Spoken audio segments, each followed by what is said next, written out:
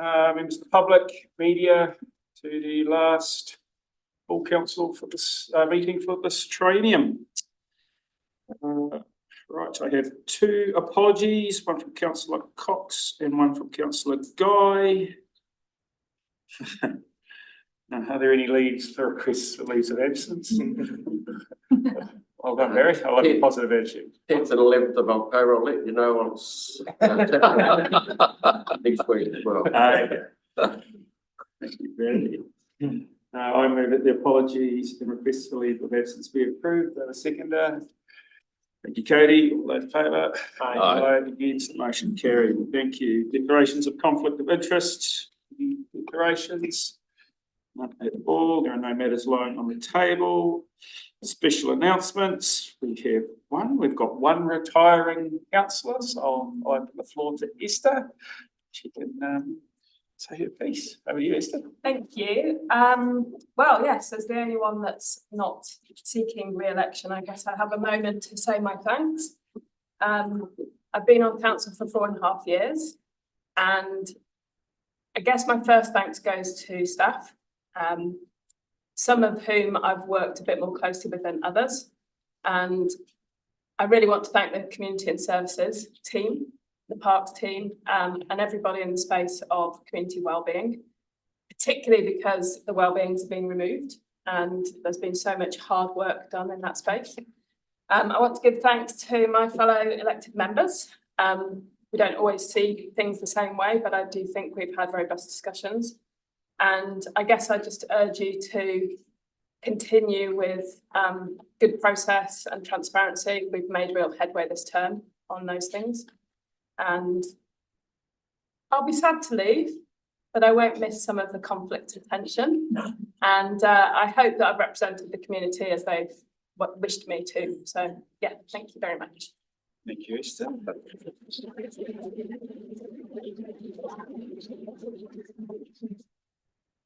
We're on public forum, Pierre.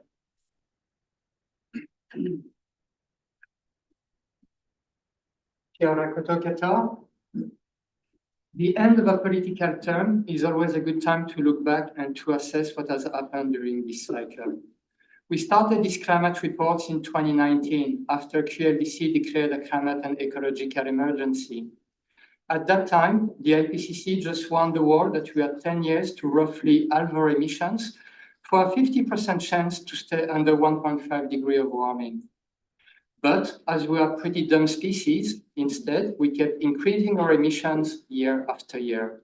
As a result, we have already spent more than a year above 1.5 degrees of average excess temperatures. This caused across the world constant extreme weather events, wildfires, floods, storms, etc. Here in New Zealand, it caused Cyclone Gabrielle, the Auckland floods, the Nelson floods, and all the smaller but constant events slowly draining the resiliency of our communities. It has also become the leading cause of the cost of living crisis. So we missed a chance to avoid severe impacts from the climate crisis. We are already all impacted by them, and our future ability to stop a runaway warming of the planet has become uncertain. Nevertheless, what needs to happen is still the same. To stop burning fossil fuels is the condition for anything else we do to be worthwhile. In that sense, some progress have been made during this term. It is important to acknowledge that. The latest Climate and Biodiversity Action Plan is finally becoming tangible, with some real actions happening on the ground. And the most important progress being the vision laid out in the regional deal for a fully electric future for the district. The main cause of the climate crisis is the burning of fossil fuels, and a fully electric energy system is the only alternative energy system we have. But there were also some misses during this term. The decision to grow the airport by 30% will roughly add 2 million tons of carbon dioxide equivalent to the atmosphere every year. This is a decision you will need to live with as we keep witnessing the death of our ecosystems. We need to be clear, we are losing the fight against the climate collapse. We are already all feeling the effects of breaching the laws of nature, and it will only keep getting worse until we stop burning stuff and we start properly regenerating our environment. That said, if nobody can go back in the past, we can all start doing something about the climate and environmental crisis today. It is not as much what has happened in the past than what we do going forward that matters.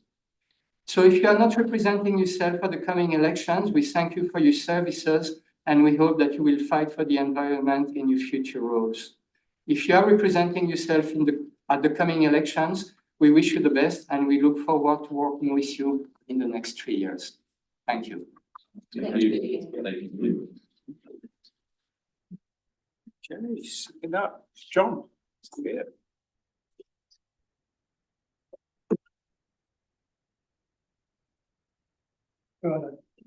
I'm John Holdsworth, representing Flightman, and I've not mastered public speaking, so allow me to as usual read. As this council term comes to a close, I would like to take a moment on behalf of Flightman 2050 to express our sincere gratitude to each of you for your service to our district. Over these past 3 years, you have carried the considerable weight of governing our rapidly growing and evolving community. You've grappled with complex issues, often facing difficult trade-offs with no easy answers. While we at Flightman 2050 have advocated passionately for airport relocation and the strategic urban development and economic opportunities it would unlock, we recognise that you have had to balance many competing voices and priorities. To those retiring, thank you for your dedication. Your knowledge and commitment to public service has shaped our district in lasting ways. To those not returning from this weekend, I want you to know that your contributions have been valued and we wish you well in your next endeavours. To those continuing, we look forward to ongoing dialogue and working constructively with you in the term ahead. Regardless of where we've agreed or differed on policy, I deeply respect that each of you stepped forward to serve. You've attended countless meetings, read mountains of reports, and made yourselves available to constituents. That commitment deserves recognition. As we look forward to a new council term, Flightman 2050 remains committed to engaging respectfully, and constructively in our democratic process, working alongside whoever our community elects to lead us forward. Thank you for your service to the Queenstown Lakes community. Thank you, John. Thank you, John. Do you have Kath Gilmore as tentative? Oh, yes, sorry, Kath endorses and would like me to mention that she says the same, unfortunately has not been able to turn up. Thank you, John. Confirmation of the agenda. I move that the agenda be confirmed without addition or alteration. Do I have a seconder? Thank you, Jeff. All those in favour? Aye. Against? None. Motion carried. Confirmation of minutes. Do I have a mover for the confirmation of minutes? Thank you, Gavin. Taking it. Thank you, Matt. Just Yeah. one potential amendment, and I emailed it through, so I hope everybody's seen that. But it was just around item 1 of the minutes, and I voted against that, but for a very specific reason, and there was sort of no mention of that part of the discussion. So I've sent through a proposed addition for consideration. So I'm requesting that they be amended to record that Councillor Gladding stated her reason for voting against the motion was that she believed the master plan's proposal to dispose of wastewater via the long-term solution for the Shotover wastewater treatment plant would limit the long-term disposal options available to the council. Thank you, councillor. Taken advice on this, and I've looked it up myself. So Standing Order 19.6 explicitly states recording any other items such as members' reason for their vote or abstention is not permitted. It's fine. Okay, all good. So I'll put it to the vote. All those in favour? Aye. Against? Motion carried. Thank you. Item 1, page 24 of your papers, councillors, adopting the annual report.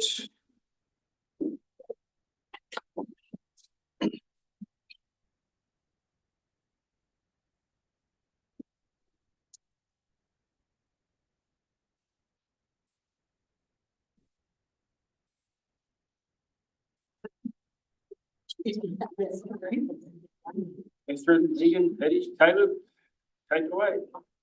Okay.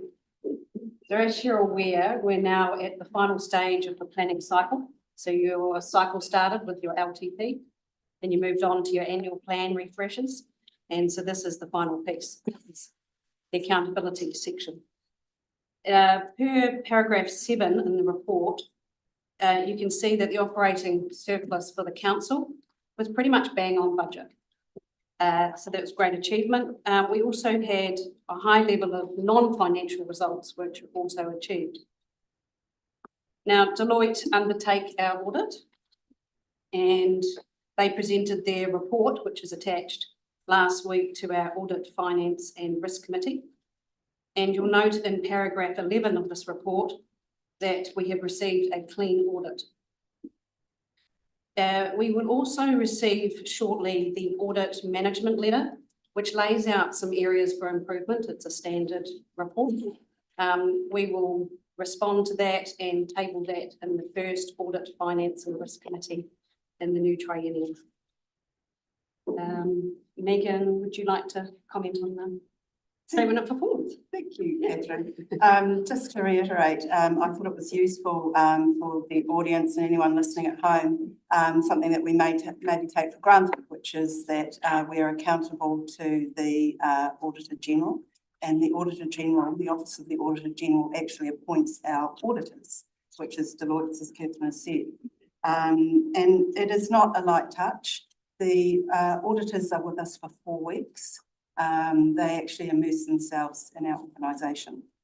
And we've got Caleb here because the business planning team actually manages that relationship. And also in corporate, our part is we're responsible for the statement of service performance. And that's all your KPIs.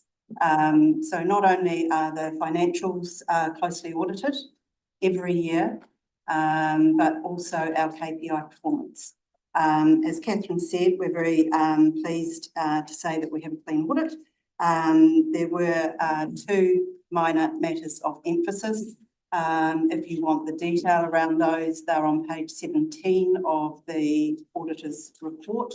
One related to local water done well, and is about the fact that our plan has yet to be approved, but that's imminent. And actually every council in New Zealand has that matter of emphasis. And the other is a minor matter in relation, technical matter actually, in relation to QAC. Again, if you'd like the detail, or if anyone would like the detail, that is all available within the report, which is published online. I think the only other thing that I wanted to note is thanks to the comms team. We never like to overlook them, but it is a major undertaking. And I'd also like to thank the wider organisation, because as you can see, the statement of performance actually carries KPIs that are from across the entire organisation. And that is a year's worth of work that goes into each of those activities that are reported through the annual report.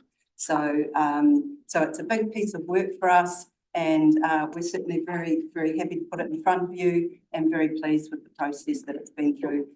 Thanks again to the comms, and particularly the graphic design team, who never get a shout out until you are there today. That's it. We're happy to take any questions. Questions, councillors? Kevin?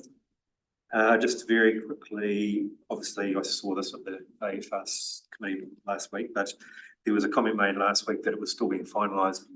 You know, if anything changed, it would be updated before today. Do you know whether there was anything else that was updated? Not to the annual report itself. I think the auditors update their final report that's attached as attachment B to the item, but I don't think it's updated in a substantive way. It's more that they represent that things are tentative. So there's a few words that change, Yeah, Patty might know if there was something detailed that changed. I really don't think there Minor there was. nature. Yeah. Okay. I didn't go through this Yeah. page by page. Yeah. The other question I had, two questions actually. So on page 39, it talks about the rates. There's a slight difference that was found for mixed use properties. So if I'm correct, I read that the total amount of that was 9,170 across 248 properties. Yep. So that's like $37 per property. Pretty much, And yep. but those ratepayers were, since they were undercharged by that much. And that's being actioned as we speak. Right. Does that get There'd be an amendment through installment 2. right? Okay. Yeah, So and it's, recovered. yeah, and it's for 248 properties, so it's just, for some mixed use ones. Yep, that's good. And then the only other question I had was about on page 148 of the actual annual report. It's about Frankton Golf Course and the netball court, the event centre being on council land, on airport land. And then it's in the columns here, it's got revenue of $42,000, I think it was. But then there's what looks like a $43,000 expenses column as well, or a negative. Are they the same thing? Or? I haven't actually got the page up on them. 148. 148. I just wanted to make sure I fully understood what was what on those columns. Number 27 or 28? Page 148. 148, No, related party. No. related party disclosures. Yeah, 27. So then you go down, it's got following transactions took place between QLDC and related parties. Frankton Golf Club lease, 43,000. And then you go down a paragraph or two and it's got revenue, or QLDC's netball courts and 6 holes of the Frankton Golf course. That is correct. That is from the fire and reports and any other associated events on it as well. So the lease and the revenue are exactly the same, basically, aren't they? Is that what it's saying? Correct. Right. It's a coincidence. Right. Okay.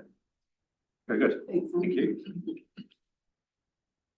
I just have a follow-up question on for that. So we're paying a lease to the QAC for the use of that land for recreational purposes, which at one level I can understand. Are we charging QAC for the use of the park and ride land on council land?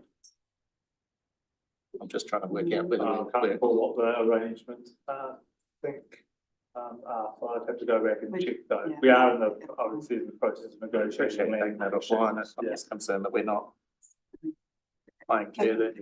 I'll get that.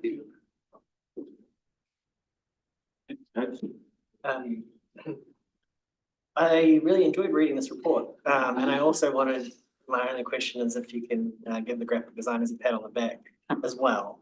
I just think, yeah, it was presented in such an accessible way that showed the macro environment of how this affects your overall budget. It just made everything made sense, and I thought it was really well presented, and another great example of showing things in a really engaging way that makes it easy to understand. So yeah, read a lot of reports. This is a good one. So love them. Thank you. I said, could you pat on the back? That's my question. Thanks.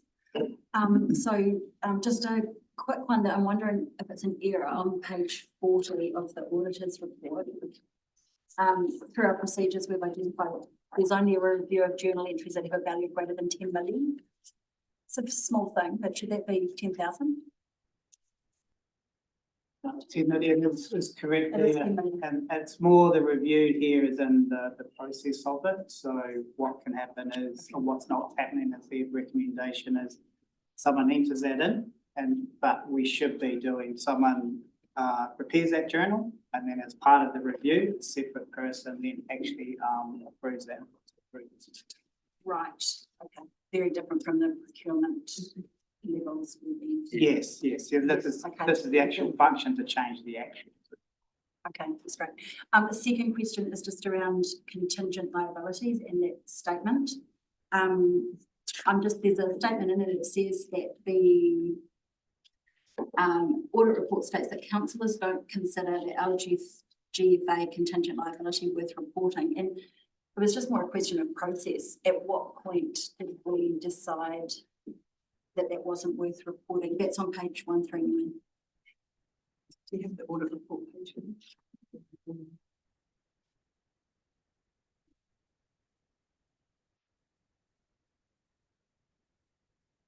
Because I don't recall us that ever coming in front of us, and I think it would be.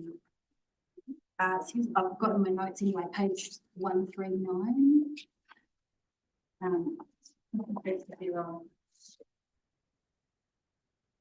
Anyway, it was very clearly, and I just said in my notes that it hadn't actually been past councillors, and I'm quite interested in the detail of that. There's been a lot of public commentary around, you know, the risk that we take with our GFA and that contingent liability, understanding the potential quantum of that, and especially with the ratepayer assistance scheme in the mix. I think it would be really useful to understand that. And the other thing was just around the Queenstown Lakes Community Housing Trust. I seem to recall that we, and I don't know where it landed, you might remember, but that we had a guarantee over one of their loans, I think, and I noticed that it wasn't in here. Yeah. Sorry, we'd have to check on that one as well. Okay, I'm just thinking because we have very little debt headroom, and now we have, obviously DCs have not been collected as expected because of Blackview and other things. So that will be eating into that.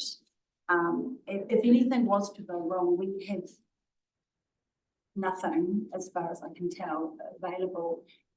So, you know, I think we need to look really carefully at those contingent liabilities, make sure we've captured all of them, and make sure we understand the quantum, and make sure councillors are the ones who decide what is, what's the word? Category. There's a word anyway, if they have to be minor, or what's the word, Henry? For us not to. Material. No, not even Great material. question. No. It wouldn't be a material, I mean, what our level of debt within GFA is well published and well known and well within our scope, so. Well, it is, and I guess for me, because we can collect rates, you know, and we can just increase rates, it's considered that it's a low risk. But I think we do at some point get to the point where we can't just increase rates and people will stop needing to pay them. Well, sorry, you're right, we're in question time. Anyway, it would be good if we could just check that housing trust and see if there's anything else that we missed. Not saying it was missed. Mary? Yeah, thanks. I appreciate that the budget surplus is on target. Can you explain how that's applied? Is that an amount that's used to reduce debt, or how is it applied in the longer term? Yes, of the 50 odd million, 30 million of that is the vested asset, so that's what we receive, and it's not cash as such. So what actually happens is obviously we take the rates out, bring it all in, everything else comes in. And then it's just sort of an overs and unders sort of situation, and you know, any sort of shortfall or surplus would just be applied to ultimate use. Thanks. Thanks, Pat. Further questions? I do have an extra recommendation here, number 3. You don't need to worry about that one for minor amendments. All good. Okay, so it's just 1 and 2 on your papers there, councillors. Do I have a mover for the annual report? Thank you, Cody. Seconder there, Gavin. Debate. I'll put to the vote. All those in favour? Aye. Against? None. Motion carried. Thanks, team. Thank you. Thanks, Dave. Item 2, page 57. Adoption of the Freedom Camping Bylaw 2025.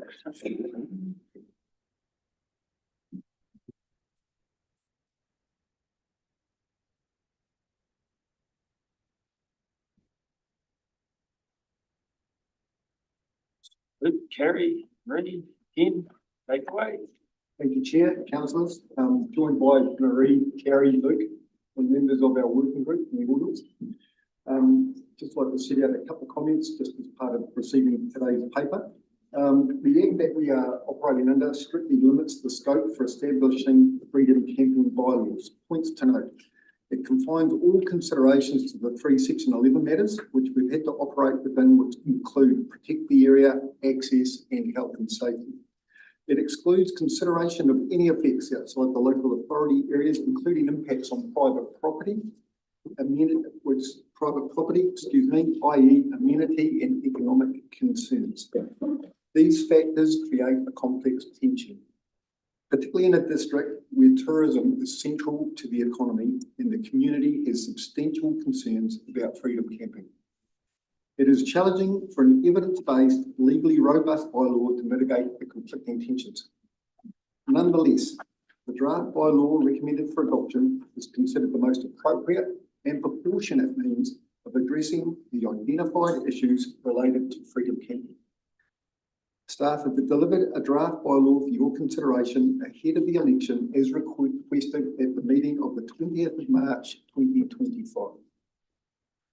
Factors that you were required to navigate and operate within the guardrails to produce the bylaw included findings of the JR outcome, legal parameters, the intent of the Act, e.g.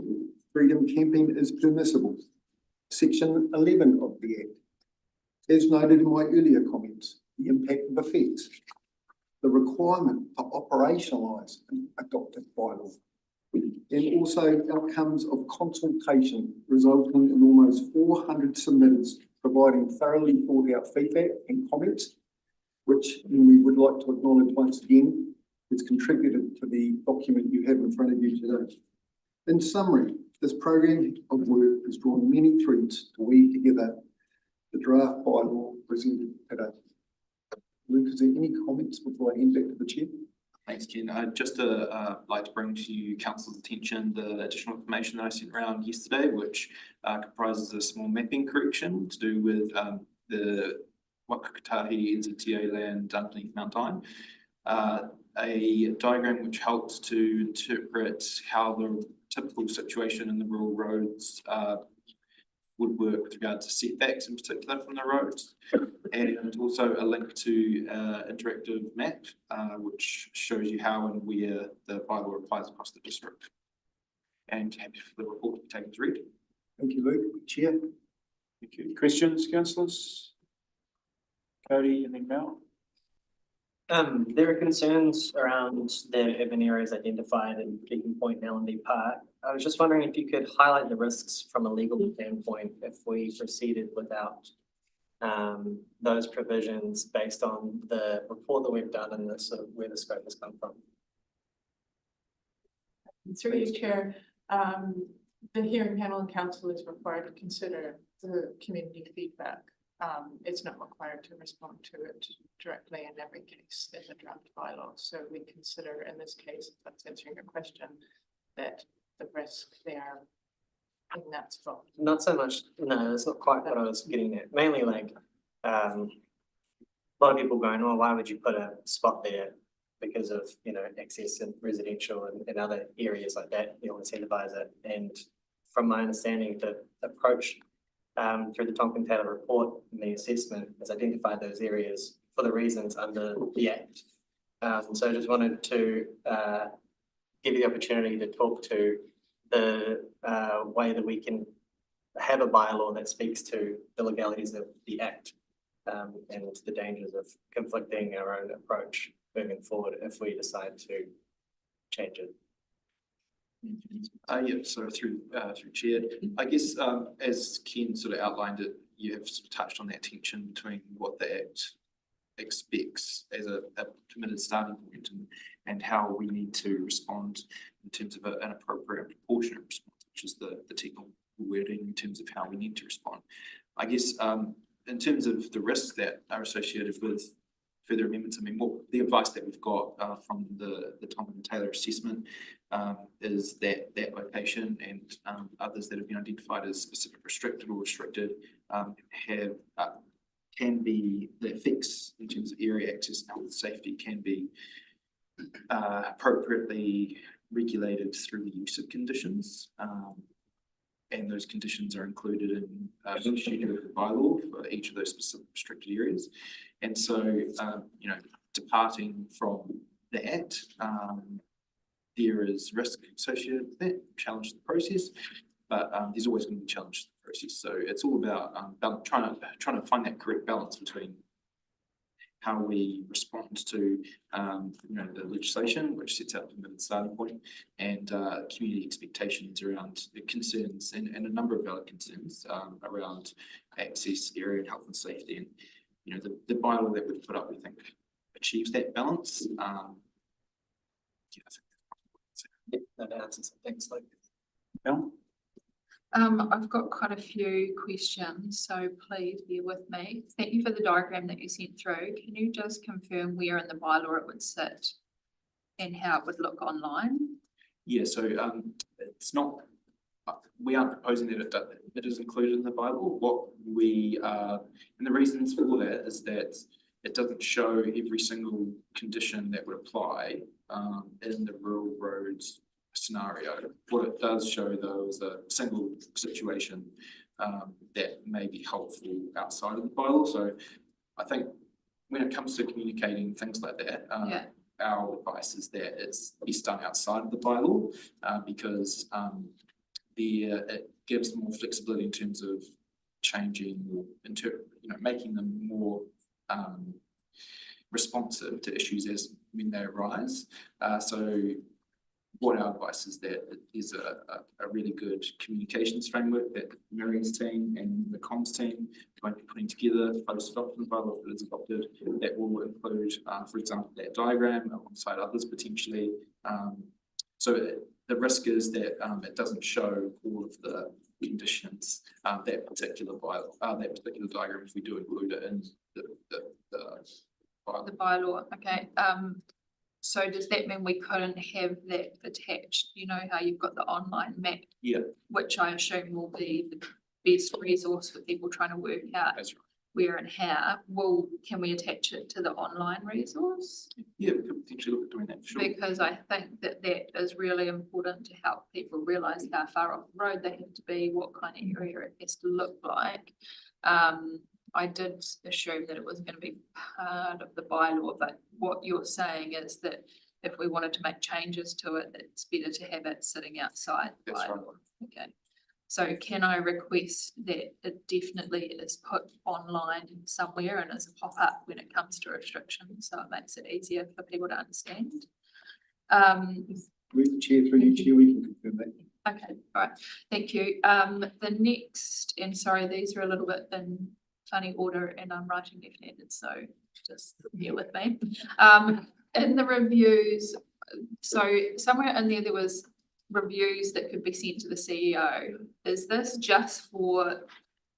in both ways? Like, so how I read it and that someone could request to Freedom Camp where you normally couldn't, but also does that apply? I thought this is how I read it, but I might be wrong, that someone could apply to say, currently there's restricted freedom camping here, but can we take it away for a certain period of time? That's correct. Is that correct? And so can I just give an example of how this might work in practice? So Gibston community have got quite a few concerns, but one of their concerns is that certain periods of the year, the vineyards have to have, like, they have people coming up and down their vineyards, and there's not necessarily a fence line to delineate their private property, but they come in and out to do farm work or viticulture work.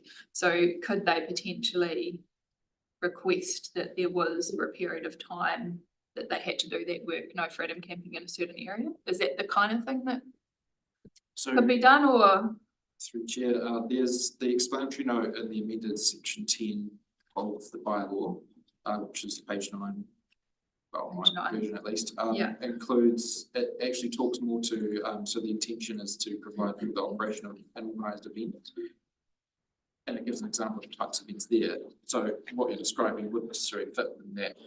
The explanatory note is an explanatory note, it's not, it's not exclusive as to what can and can't apply. It's just meant to provide its assistance in interpretation. Okay. Thank you. So what I've taken from that is that is something that potentially someone could apply for to say,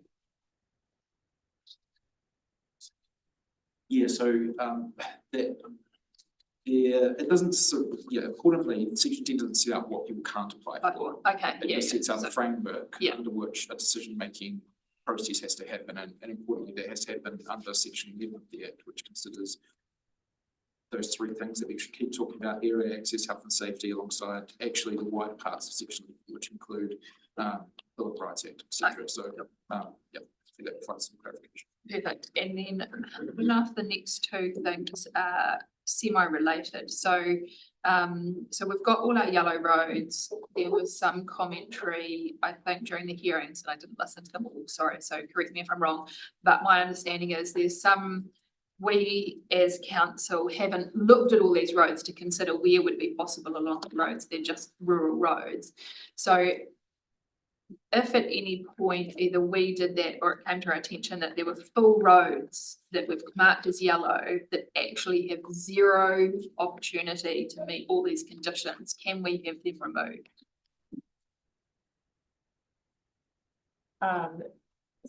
Through you, Chair, there's approximately 550 kilometres of rural roads in the district, so it would be quite difficult on an ad hoc basis to designate, and the Act also doesn't require the council to assess every kilometre. Okay. So we're in a difficult position here. Yeah, no, I mean the council as a whole. Yeah. And so with the Act not requiring it, and as per the lead-in, the recommended option is that it provides some controls via those conditions to those rural roads, which, as you point out, mean that there are several roads where camping is not, does not meet those conditions. Yeah. But as far as that mapping question, it is not considered feasible to go and designate certain parts or certain roads as yes or no. So it would, sorry, to sum up, it will be part of the importance of the communication that just because it is marked on a map does not mean that you may freedom camp there. Yeah, so I guess in all of the communication, I think we need to be really clear that it's may subject to all of these conditions, and it's almost like we need to bold and capitalize may. And then when you look at the map online, state highways, you can't freedom camp on. Is that correct? Through Chair, no, that's the bylaw doesn't include all state highways, and actually the Act has a permissive approach for state highways. So freedom can take place on state highways, subject to the minimum requirements in the Act. But so what we've done, so just identify a few spots that are known to us. Okay. And worked with NZTA to get their approval to include them in the bylaw. Okay, all right. So I see what you mean there, because I was thinking maybe you can just highlight them as prohibited, but actually we can't because you are saying they're prohibited. No, so sorry, no. Sorry, not prohibited. They're not prohibited. Yeah. I think they appear black in the map. Yeah. Which, is sort of meant to just distinguish them. Perhaps the map could be like, you might need to include an annotated pop-up that says, not subject to bylaw if it doesn't already. So we do have capacity to include, we do have capability to include NZTA roads in the bylaw, but once again, just focus on hotspot areas, which are those handful that are identified. Okay, and I think my last question, sorry that there was a lot, was the car park in Gibston has two things allocated, and I think they just wanted to emphasise is when those are allocated, can we please make sure that the school bus turning circle is taken into consideration so that wherever they're allocated, that it's well far from the turning bus. So that's kind of the So the chair will take that into consideration. Yes. Okay, thank you. Mel? Yeah, Matt, sorry. Thank you. More question operationally, maybe after the fact if this bylaw is approved, is the bylaw, while I understand the workings of it and how nuanced it has to be, it does make it quite unclear, and we've heard that loud and clear from a lot of the emails we've received in the last week from concerned residents around if you're a resident, does your road meet the criteria? And why is it not on the map? And then secondly, for people camping here, where you can actually camp and where you can't camp. And what I'm thinking is this going to be more of an educational piece for people visiting the region to say, this is where we would ideally like you to camp, versus there's this whole district here and there's places that aren't marked for not camping, but actually you probably can't camp there. So how do we tackle it once the bylaws are in? Through the chair, we have a robust comms approach already, and we have when we had our previous bylaw, we had when we had no bylaw, and we absolutely promote both paid campgrounds and dog campsites, and we encourage campers to use those in the first instance. We are looking at how we would communicate best the different elements of this new bylaw. We haven't finalised all of those yet, but as we were just discussing earlier, as was discussed earlier, we will take a very a detailed approach and different elements to advise people of where they can and can't camp, but ultimately we'll be promoting those different conditions so that people are aware of them across the road network. Is there external avenues other than through council channels to promote this, like Campmate? Correct. Yeah, we use a range of tools to do so. So Campmate is one of our tools that we use. We have automated pop-ups that come through when people enter the district using a GPS system. So we can we'll continue to use those as avenues for promoting any conditions that are approved through this process. And through you, Chair, the reason on councillor, the reason that this is so challenging for the district and themselves is just the sheer scale. So we know there's a large amount that come to do the right thing, apply the right approach, and want to camp in the right space. So part of that is making sure signage is appropriate, demarcation is asked, about how we set out the 15 allocated spaces sites that we've identified within the bylaw. So at an operational granular level, we'll need to make sure that they are relatively set out very clearly, particularly if English isn't your first language, we need to have that. So it's all about the responsible camping. And then amongst that, we're well acute as this table is, and so is our community through experience, that we've got the enforcement and other ways of making sure some of the measures in play to ensure we've got non-compliance.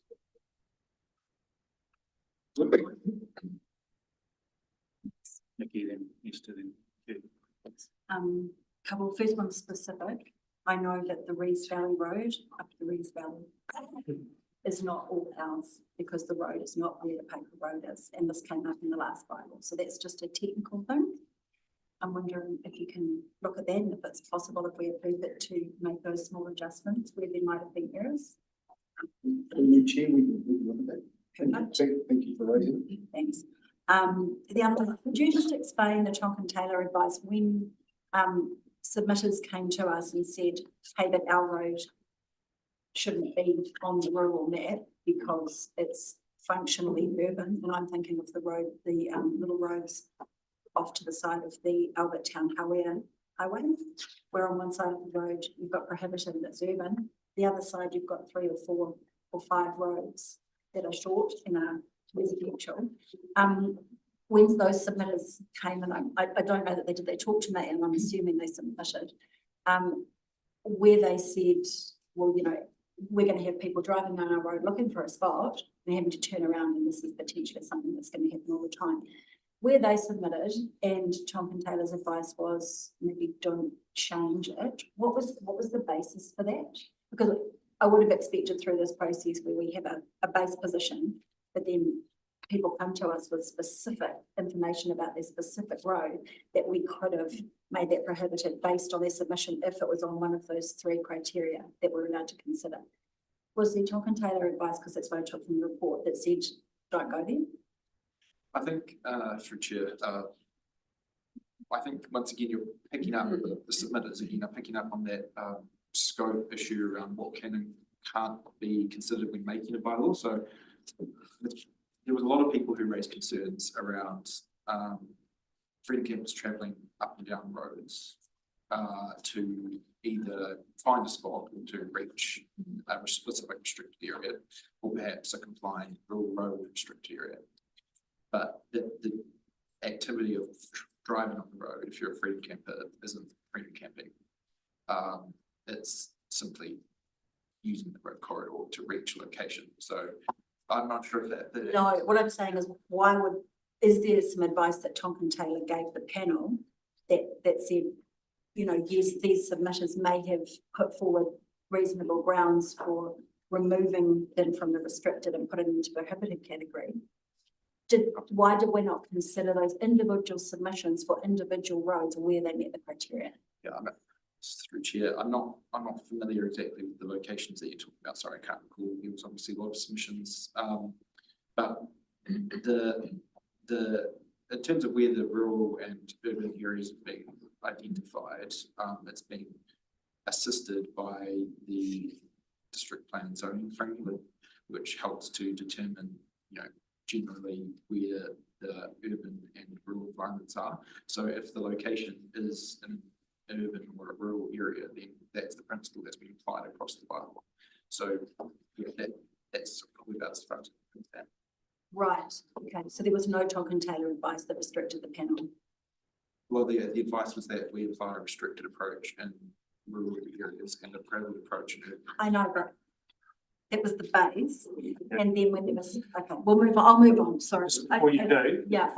Just with the tone of our voices, please, some people are struggling to hear. Oh, okay. And the other one is bylaws allow for some discretion, and we've obviously used that on a temporary basis.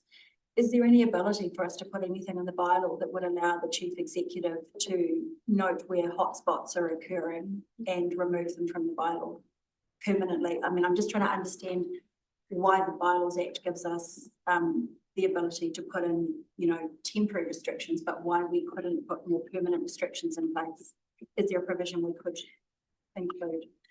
Through the chair, no, there's not something that that in our view would provide such a significant change to the bylaw outside of a full review process. And there's always an opportunity to review the bylaw to respond to those unanticipated potential consequences. That's a decision for council.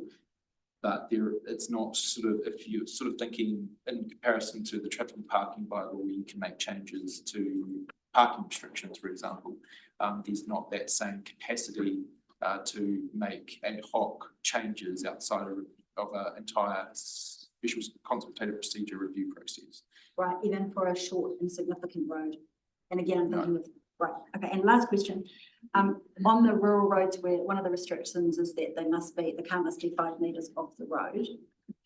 How much land do we normally have attached to our roads? I'm just thinking we are effectively potentially pushing them off the QLDC land into spaces that we don't own, therefore we can't enforce them.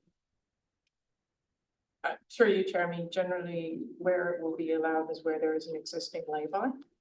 So by no means would it be permissible that somebody goes 5 metres off and then they're on private land and say that they're meeting conditions because they're no longer on council. But how would they know that, I guess is what I'm saying? Because we've got such a distance to be off the road. Well, generally, you're not going to have privately owned land as part of a formed lay-by because grass is also not acceptable. It's not a restriction that you have to be in a lay-by. It doesn't say lay-by. Yeah, you do, but it could be, I guess what I'm saying is it could be Dockland, it could be Lunstead. The question is, how much land do we normally have off the side of our roads? That is ours, that would then, where you can enforce the restrictions. Can't answer that because we haven't examined all the bullet points. Right. That's my question. Through you, Chair, Council, your 3 questions, we have actually given the feedback we received from the community, which has been substantial. A lot of them have been well thought out, conveyed a lot of your points. And that's the point that Luke's made around the bylaw for roading, for example. We had to use that with someone we all know with Park Street. So there's a live example. That isn't permissible within the space. You point about carriageways over 550 kilometres. We haven't assessed it, but that's what we need to make sure the council White's pointed out about the guidelines, that we're really clear with that education piece, because you're right, not all buildings in the rural setting are by fence. they could be a combination. So the second question maybe then is how, from a compliance perspective, how will you help your ambassadors going out there and enforcing this? How will you help them understand what is our land, what is not our land, and where they can enforce and where they can't? And then if they enforce in the wrong spaces and people appeal, how do we do, what is the cost of going through the process of figuring out whether they were on QLDC land or whether they weren't, that we're taking GPS coordinates? I don't want to. Through the chair, just to clarify that ambassadors do not enforce, they're an education tool for the program. So the enforcement team will follow their processes as they do, and they have been doing for a long time. So I'm confident that they will use the tools that they have to enforce appropriately. Esther? Mine's a wider question around enforcement. What, if anything, changes with this bylaw that helps or hinders enforcement further?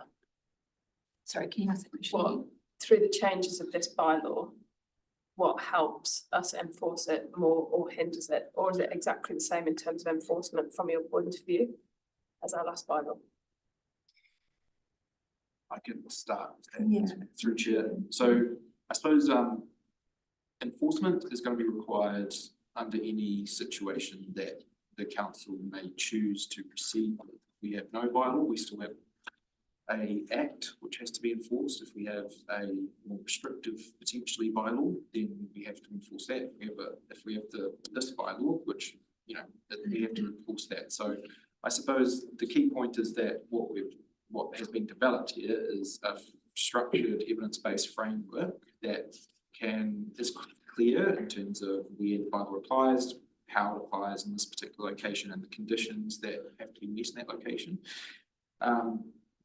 But a wider point, I suppose, is that the enforcement and monitoring approach needs to be responsive to the bylaw rather than being determinative of the bylaw outcome.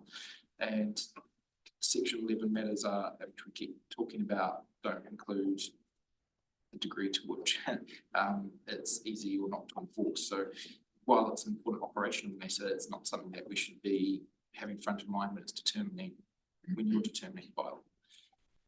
Yeah, I guess I was coming at that from the point of view of public's concern. So in the debate stage, we can kind of talk through some of that stuff. But at the question stage, it was more just about I guess some of the operational practicalities around enforcement in some of the areas that are really remote. So like Mount Nicholas Station, or there's places where it's incredibly remote. So probably already know the answer, but my question was more around, has there been any mechanism in this new write-up of our bylaw that actually helps you in any way? Chair, just maybe comment about the reserve and the reserve tape. So we're still using the Reserves Act as a function, obviously. But So if I could offer some thoughts, I mean, obviously in terms of actually the restricted spaces and the urban spaces, we're a lot more definitive now, so that makes it much more easier for staff to target that. In terms of rural areas, it's the same as it always was. If people are required to obey the bylaw, we don't have the capacity to patrol 500 kilometres of road. Similarly, neither do the police to check speeding, but if there are complaints, then we're able to focus those. And the bylaw gives us a much more definitive set of provisions around which to measure whether someone's compliant or not.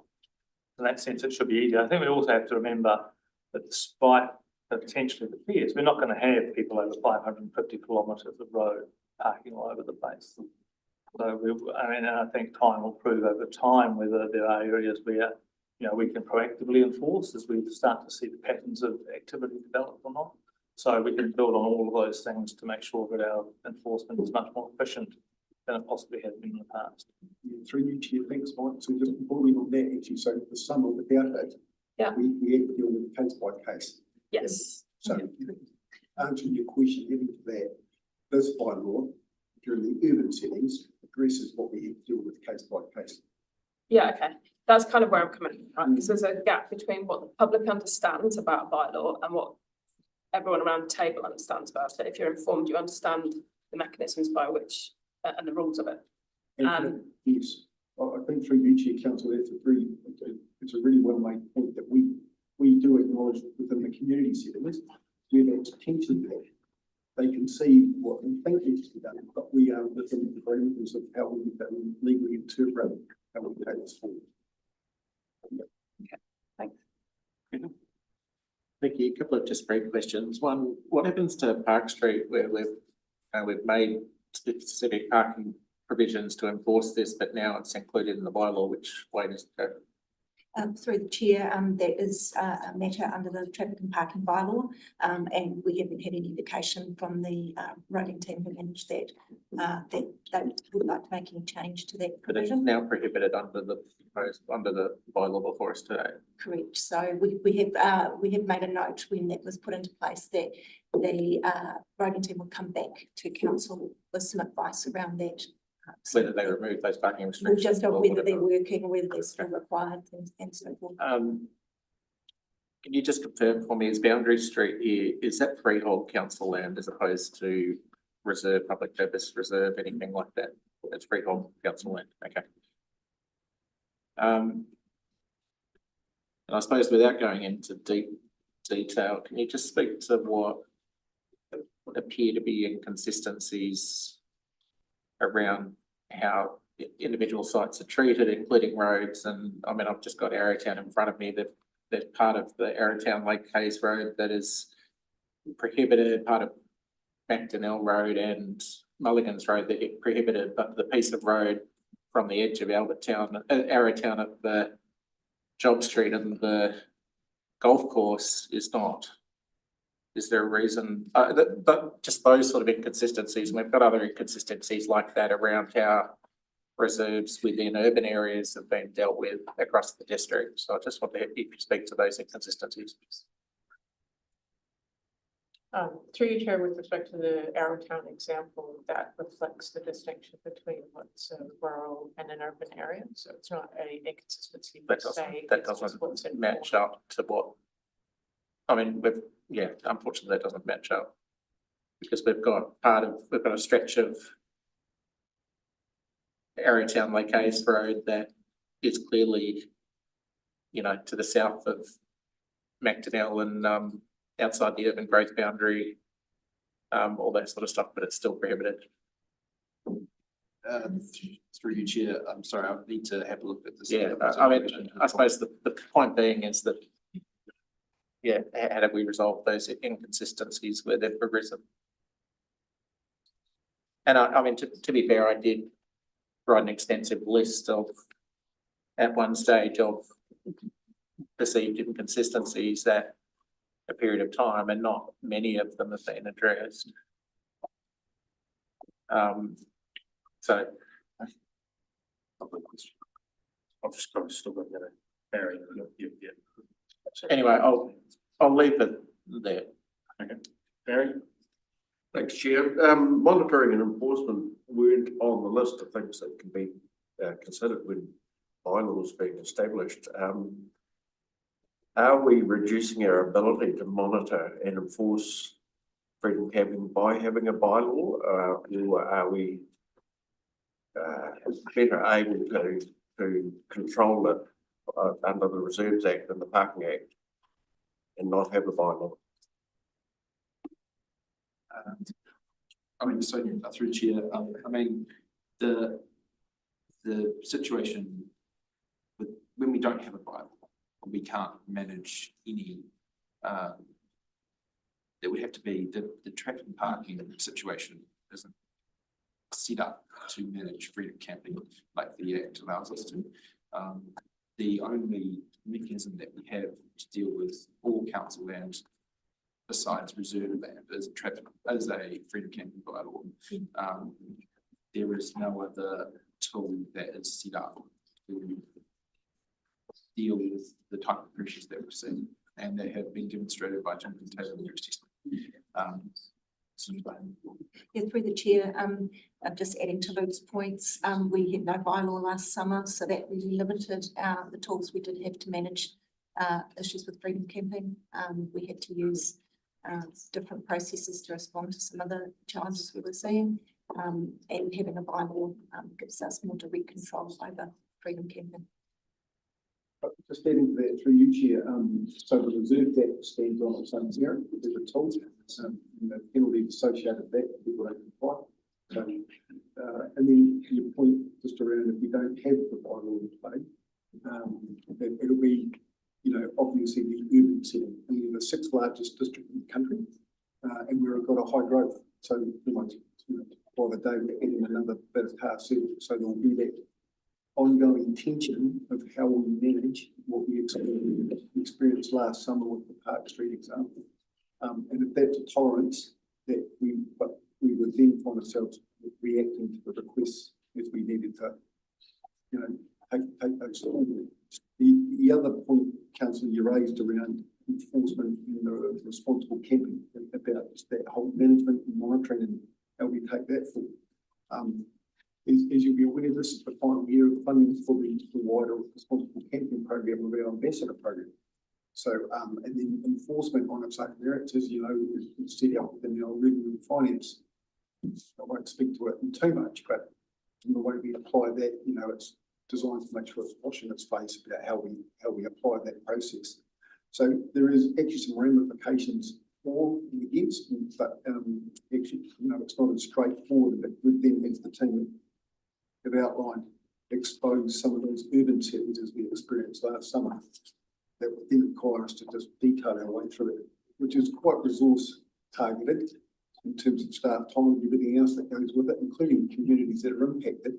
Because as you recall with last summer, those communities also fronted council to make quite clear where we ended up with a particular street with 97 camper vehicles in there impeding anything going about their day-to-day lives. So that's the sort of other elements that have also been considered and factored into the question that we put on the table. Thank you. Thanks, Ken. Yeah. So I just wanted a clarification really, but a couple of councillors today and also lots of submissions and plenty of emails that we've had in the last week or so have often been talking about restricted areas on rural roads. And, with some specific knowledge, they've said, well, this specific rural road should be, taken out of the bylaw. But can you clarify that if they're taken out of the bylaw, that they're then available for freedom camping under the Freedom Camping Act? And the reason we've included them as restricted areas is to be able to place some restriction on where people can camp on those roads. That removal from the bylaw will just open those roads up. Through the chair, I suppose that is one option, unless the other option was to prohibit them, which might have been what they were asking for. So these the two options, but once again, come to what's appropriate and proportionate for rural road setting, and on the advice that we've got, the prohibited approach is a step too far, based on the fact that the effects can be controlled by conditions. The permissive approach would be not a step far enough because it's not providing any conditions, as you sort of suggested. And so therefore, the only condition would be that you have to have a self-contained vehicle, or in fact, which could be a tent as well, if it wasn't subject to the bylaw. Very good, thank you. No further questions with that. Do I have a mover? Thank you, Gavin. Do I have a seconder? Thank you, Matt. Discussion, debate? So I was wanting to take my rights, just the mover just first, if that's possible. So I started off with quite a different position on this bylaw to where I've ended up today. You might recall that earlier on in the process, I made comments voicing my concerns that the proposed bylaw was too permissive, and that it was allowing areas to be opened up for freedom camping, whereas I suggested that efforts should be focused on using data gathered over the last summer to identify hotspots where freedom camping should be prohibited, the added benefit of being able to focus monitoring and enforcement on those areas. Based on my own experiences camping, including freedom camping in numerous countries around the world, including the Middle East and Africa and Ukraine, Russia, Kazakhstan, Mongolia, I still feel that visitors to our urban areas in particular should be encouraged to use the various formal camping areas that we have available, such as dog campsites, motor camps, and holiday parks. The Freedom Camping Act, however, permits freedom camping on any of the local authority areas, unless prohibited or restricted by a bylaw or other legislation. The scope for restricting or prohibiting freedom camping under a bylaw is very limited under the Act, as we've heard, those being to protect the area, protect the health and safety of people who may visit the area and protect access to the area. And bylaws are not allowed to absolutely prohibit freedom camping across the district. This bylaw attempts to address the issues associated with freedom camping experienced in our district. It's proposed as the best way for QLDC to regulate freedom camping in our district and be able to provide at least some restrictions on where freedom camping can occur by way of prohibitions and restrictions on certain areas, but staying within the confines of the Act. Without a bylaw in place, our district is open to unrestricted freedom camping on all local authority land without any limitations. This would seem to be the opposite result of what many people who might be opposed to the bylaw are seeking. Failing to adopt the bylaw today would leave us in a similar situation as last summer, with no means of controlling freedom camping and with the consequent adverse effects we've already experienced. The hearing panel consisting of councillors Guy, Tucker and myself as chair read through 1,600 pages of submissions and listened to 58 people who presented submissions online and in person over 2 days of hearings. Many of the submissions expressed concerns over the apparent permissiveness of the bylaw in allowing most rural roads to be considered restricted camping areas. Having now taken more time to reflect on the purpose and intent of the draft bylaw, I now understand that is the Act that is permissive. The bylaw attempts to put some controls in place to achieve a better outcome for our communities than might otherwise be the case. Many submissions referred to potential adverse effects on private property. Amenity and private and property value factors of neighbouring properties cannot be considered in a bylaw and are precisely why the previous bylaw was ruled invalid. Many concerns were raised relating to toilets, toilet waste, rubbish and proximity to water bodies. These are all covered to some extent by either the bylaw or the Act or both. Admittedly, it won't stop irresponsible campers from violating these conditions. That's where enforcement has its part to play, both through routine monitoring on the specific restricted camping locations and any known hotspots where restrictions are not being adhered to, and in response to specific requests for service as they arise. To reiterate the points I've made, Freedom Camping Act permits camping in all local body areas. This Freedom Camping bylaw will provide the ability to place some limited prohibitions and restrictions in certain areas.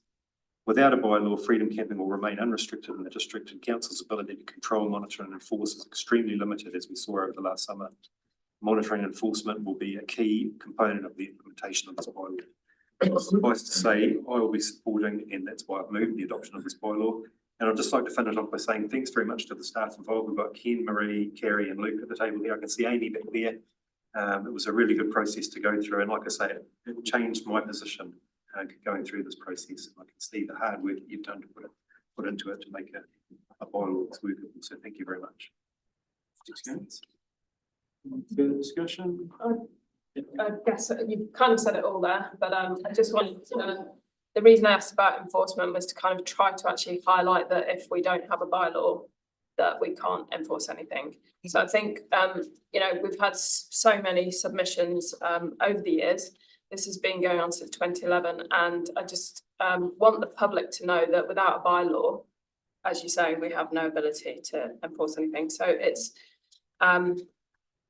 costly to our community, it's annoying, and it just is the gift that keeps on giving. But our staff have tried time and again to make this as effective as possible.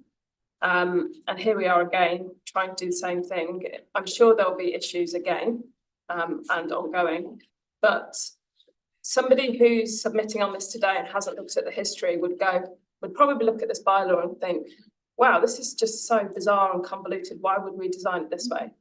And as you've outlined, Gavin, it's to prevent, not to permit, really. So, yeah, thank you, staff. I know it's been an arduous task and ongoing. Yeah, just a quick few words. Again, I agree with everything Gavin said. It's the Act that's the issue, and we've got to walk a tightrope or balancing act, you know, to get it right, because obviously the NZNCA is a very good advocate for their members, and there's always a chance it's going to be legally challenged. And so if we want a bylaw at all, which we need if we want to have any restrictions at all, we have to make sure it's legally defensible. And I think that was the key thing going into this. And I think it is. And I think thank you to the staff for doing such a good job in that area. I do think this is going to impact some people more than others. I do think For example, the small rural roads that aren't really rural roads off the Albert Town Highway that are essentially urban, no one will be able to park in there, I don't think, under the restrictions. But they may have people going down their roads searching, and I just have to have some faith that the staff are going to find ways, whether it be by signage at the ends of those roads or whatever, to work with the communities to resolve those issues that will inevitably come up. But I think you've reached a good balance, and it's going to come down to education and tweaks and signs and all of that stuff. So yeah, thank you. Yeah, thanks. This has been a tough one for me, and I am really torn on it. Gavin's expressed I think a perspective really well, and I do respect that perspective. I just can't quite bring myself to approve something that enables and advertises freedom camping in the urban area. And I made this decision 4 years ago in 2021 on the previous version of the bylaw, which I stand by today, and that I think is the correct balance for our community. And reluctantly, both understanding the consequences, I just can't bring myself to support it today, but I understand the reasons why those do. This issue feels like a classic local government thing. I feel like you're stuck between what the community wants and the law that you have to abide by, and try and find some, that in the legal standpoint, to be defensible.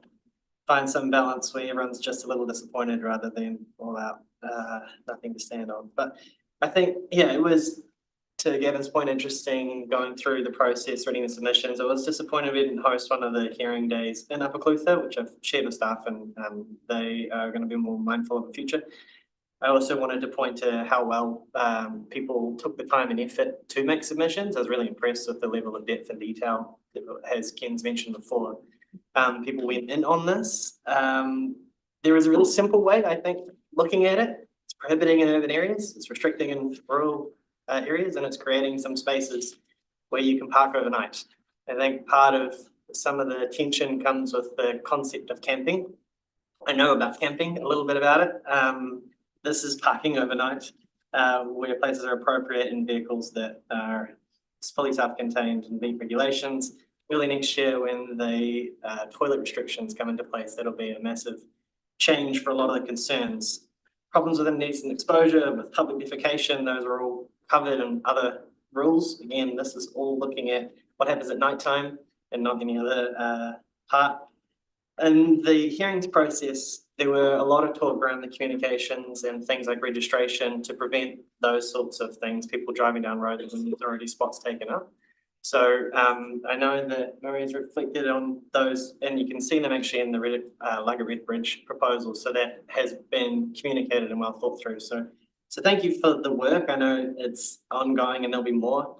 And yeah, that's all I can think to say.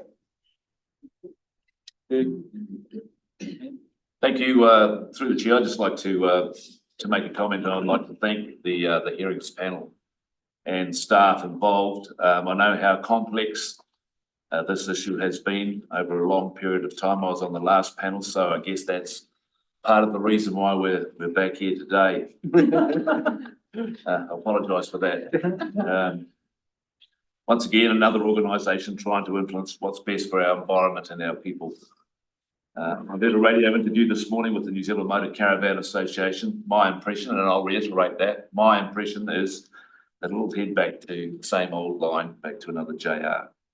Some of the rural roads aspects do concern me, but I'm reflecting back over the last few minutes of the words of Councillor Bartlett, and I take some comfort in that. Thank you. Thank you. Trouble going last, as everyone said, all the good stuff.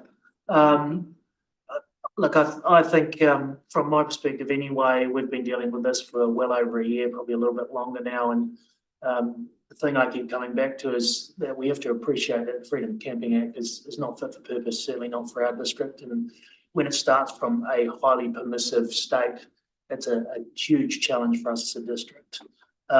We also need to appreciate the fact that the bylaw was squashed. The last one was kicked out. So We need to know why that was the case and understand that from an act perspective when we hold it up against the Freedom Camping Act lens.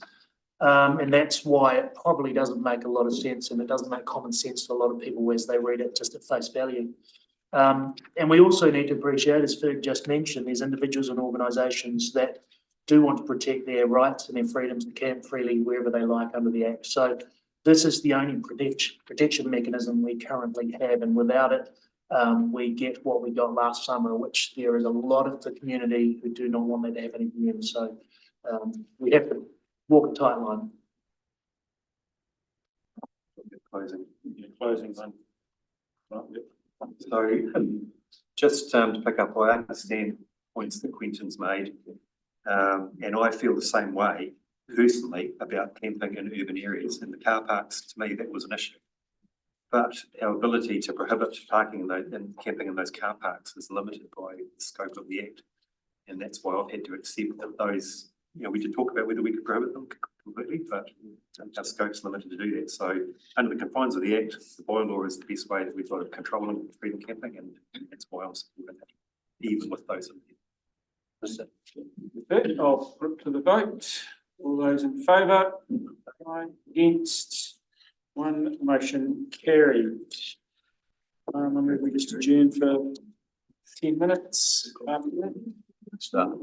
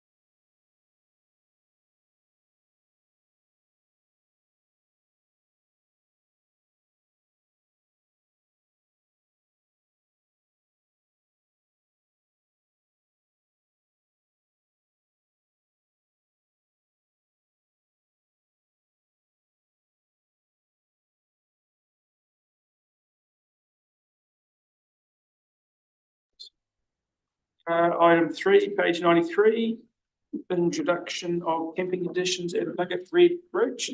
Oh. All three, that's all good. Take it away. Oh, right. Councillors, just acknowledging the decision that's just passed regarding the Freedom Camping bylaw. We're now here to talk about an operational aspect of freedom camping on the one reserve we have currently set aside for the purpose of freedom camping. I'm just going to hand over to Amy, who's our responsible camping program manager, to talk through the paper. Good afternoon, everyone. So I'll take the paper as read, but I would just like to take this opportunity to run through a few key points from the document in summary before I hand back to the chair for questions. So the paper requests council consent the introduction of new conditions to manage camping at Nugget Red Bridge Reserve. Well, similar to the Freedom Camping bylaw, these sit separately and are set using the delegation from the Minister of Conservation and under section 44 of the Reserve Act. The proposed conditions are intended to ensure that this popular activity can continue on the reserve, but is well managed. It's designed to support equitable access to the reserve, protect the environment, and ensure the community and visitors can both enjoy the recreational aspects of the reserve. As we know, the Queenstown Lakes is an extremely popular destination for campers, both domestic and international. The responsible camping strategy guides how we interact with campers who visit our district. One of the actions within the strategy is that we explore the use of technology to better manage freedom camping, some of which you'll see some suggestions outlined in the report. And yeah, ensuring campers have the right knowledge to camp sustainably and ensure they stay in the right places and act responsibly. So we have engaged with the Nugget Community Association on these proposed changes, and we will continue to communicate with them as the project develops for technology solutions, and of course, as we go into the very busy summer season. Back to the chair. Excellent. Questions, councillors? Yeah. I'll kick off with the technology question then. This is something that we've been sort of thinking about for the last 3 years that I've been on council. What planning stage is it at? How quickly could you roll out some tests, those sorts of things? Through the chair, we've been exploring a few options, some with private companies who offer a sort of tourism solution, but we've also been talking internally with our GIS team about what we could implement internally. So we could have a sort of quick and dirty version in before Christmas, but it would be more of a check-in system rather than a pre-booking system. So that would help us regulate perhaps how, if campers register when they stay, regulate how long that they're there. And that's information we can pass to the daytime summer ambassadors and to enforcement staff as well to get them. It's a little bit of a trial to encourage that self, compliance. Yeah. In terms of the physical controls and the burn gates and the plate recognition software, is that going to be a 12-month? Through the chair, we obviously will need to go through appropriate procurement processes for that, and we are in discussions with our procurement manager regarding those processes. We would like to start something sooner rather than later, but as Amy has mentioned, we actually want to just test using the technology we have, which is an internal, there's no cost as in we'll be working with the tools we already have internally through the GIS team. They have a level of functionality they can use with the GIS mapping system and survey systems that can allow us to perhaps test some of the things we're thinking about, so that when we go into a procurement process, we're really clear about what level of technology we're wanting and how it should work. Yeah, thank you. Yeah, it was just interesting to note that you said there'd been, 144 infringements on the site. I suppose given that it's permitted to camp there, I was just interested to know what those infringements related to. And through the chair, they would have been for non-self-containment, I imagine, because it's been permitted there for a number of years. The way the infringements come through is on the location is sort of general. It might say like Church Road, for example. So there could have been cars in prohibited areas roundabout. I think mostly they will have been for non-self-containment at the reserve. Okay, you have highlighted, I mean, one of the challenges here that obviously we're trying to restrict the area because they're just growing, so to speak. Have you been able to deal with the NZTA land in any way through this process? Through the chair, the land across the NZTA land is part of the Freedom Campaign bylaw. So we do have that extra level of control now that the NZTA have agreed to that. Okay, so you should be able to stop people across the road, contain them, minimise the numbers. Yeah, anyone found across the road could be issued a $400 fine in breach of the Freedom Campaign bylaw. And through you, Chair, just to confirm, Councillor Kerry gave us the nod that 144, most of them are not meeting the standard yet. Okay. And I mean, we're in a unique situation here in that there's actually a reasonable level of acceptance and even support from the community, particularly the Luggett community, for freedom camping to be contained on this site. So, you know, I think that's a good, following the discussion from the previous thing, it's a good story where there is, you know, if you choose the right places, and they get support, there is a way to manage this issue. I am conscious, however, that at what point do we cross over from providing freedom camping to providing a camping site, given a campground, given that we've already got a toilet, we've already had to install a toilet here, we've already had to invest money in putting bums around the outside. You know, next they want picnic tables and shelters and showers and rubbish collection and whatever. I mean, at what point, you know, do you cross over into a campground and have to charge for the services anyway? So I mean, there's a number of issues. Yeah, and I think, I mean, I suppose you've highlighted some of the irony that we have to deal with. Yeah. You may recall that at one point we actually offered skips out there. And we found that actually all the locals were filling them up with used washing machines. So, you know, anything we try, I think there's always a point at which things get, you know, a good effort to being abused by people. So I think, what we're trying to do is ensure that we keep it as much at freedom camping without crossing that line, because obviously we can't cross that line without having to then meet all the camping ground regulations, which is a very different kettle of fish. That was sort of my point, is I think we've got to be careful to maintain it as a freedom camping site, because I mean, it's not hard to envisage that most of our campgrounds probably started in the same way in the past, and that they were informal freedom camping sites, and then have facilities installed and then had to be managed and then were leased off to a company to manage on our behalf. You know, so it's, yeah. At least we're not like whole communities such as Rakaya huts that grew out of freedom camping sites, turned into a small town. Yeah, well, we've been there too, remember? Actually, down there. Was that, was it a freedom camping site? Well, we have been there at Frankton and the Lakeview as well. So. Through you, Chair, the points made, Councillor, too, is I think we captured in the report, don't hold me to that, but Amy's giving me the look, that we would also report back that's part of having some of that tech up and running, is then we can actually tell the story back to this table as well as our community. And it was picked up from the previous conversation about the model with the Community Association of Luggett. We need to look at how we, you know, blueprint that across other areas who have similar concerns, a focus around how this interacts with their day-to-day community life. So there's quite a bit we can actually report back and keep this group informed. Yeah. Thanks. Do you have a design ready to go? Do you know where all the spaces are going? Do you settle the 15 parking spaces on? Yeah, so we'll, through the chair, we'll mark the 50 parking spaces out with signage, and then we're exploring bumper stoppers as well to mark them out. But yeah, it will mainly be with signage, and we're also hoping to clear the pathways to the toilets to encourage use of the toilets and take around the sort of weeding just from an aesthetic point of view and give a little bit less coverage, I suppose. Yeah. I guess I'm just thinking from a small community background, you know, this is like its backyard and space.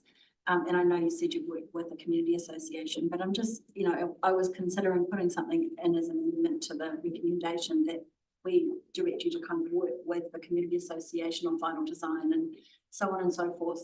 You know, tech can include cameras, it can include all sorts of things, and I think the community needs to be involved in that process. Do you see any issues with that in terms of timing? I know you're in a hurry, but probably. No, No, through the chair, I don't think there'd be a problem with communicating, and as you know, they've been we even had this past summer, we've had a good dialogue with the community association, and happy to continue that forward and keep them informed of any plans. Yeah. Okay, I'm sort of thinking more about helping collaborate. I was just going to say, I think we actually almost have a responsibility back to them on the balance of what we do today, that we respect back and say, this is what we've kept them informed about the concepts. This is what we brought to the table. This is what we've been instructed to carry on through our governance. And this is how we'd like to work forward. I guess my point is, if I agree with this, I don't want us to be too directive through this and allow staff to do too much without the community's agreement. Yeah, look, through the chair, and Nikki, just adding to those points, we've made a real effort to engage with the community association before we've even started working on this plan, and we recognise the desire for the community association to be part of the conversation of what this looks like. So we'll absolutely be making every effort to keep them informed as we move through the process, and even contribute to Yeah, that that's what I'm discussion. suggesting. It's more than informed. Absolutely, absolutely. A different level of consultation. Yeah. I mean, they've made it really clear as we know they see this as a gateway to the community. Yeah. And they'll have an idea of how they've got to collaborate with us around that. If they have with other projects in that community. Yeah. Thank you. Yeah, this is, through the chair, thank you. I guess it's just a follow on from Councillor Gladden's question. I was just going to ask, what is the community association's view on these proposed conditions and the management tools? Through the chair, they're supportive of a designated freedom camping area. We got some feedback through the bylaw, which obviously was a separate process, that they are supportive of a designated area for freedom camping, but in a way that's well managed, and also supports their use of the reserve. So we know at the moment that the reserve is being overused. So hopefully these conditions address that, which will allow daytime users of the reserve to enjoy the frisbee golf or the walk to the river. And whatnot. Yeah, thank you. Do we have a mover? Thank you, Barry. I'll go east to the seconder. And No. I'd like to make an amendment, if that's possible, just to the end, just to what I alluded to before. So to direct staff to work with the Luggett Community Association on the final design and management approach. I don't know if I have a seconder, but I thought I would put that forward. Seconder. Seconder, today. So I think I've said enough. I mean, at the end of the day, I just want to make sure that we're not informing them as we go, that this is a collaborative thing, because it's a small community and this is part of their space, and they deserve that level of respect. Sorry, through the chair, can I ask a question? No.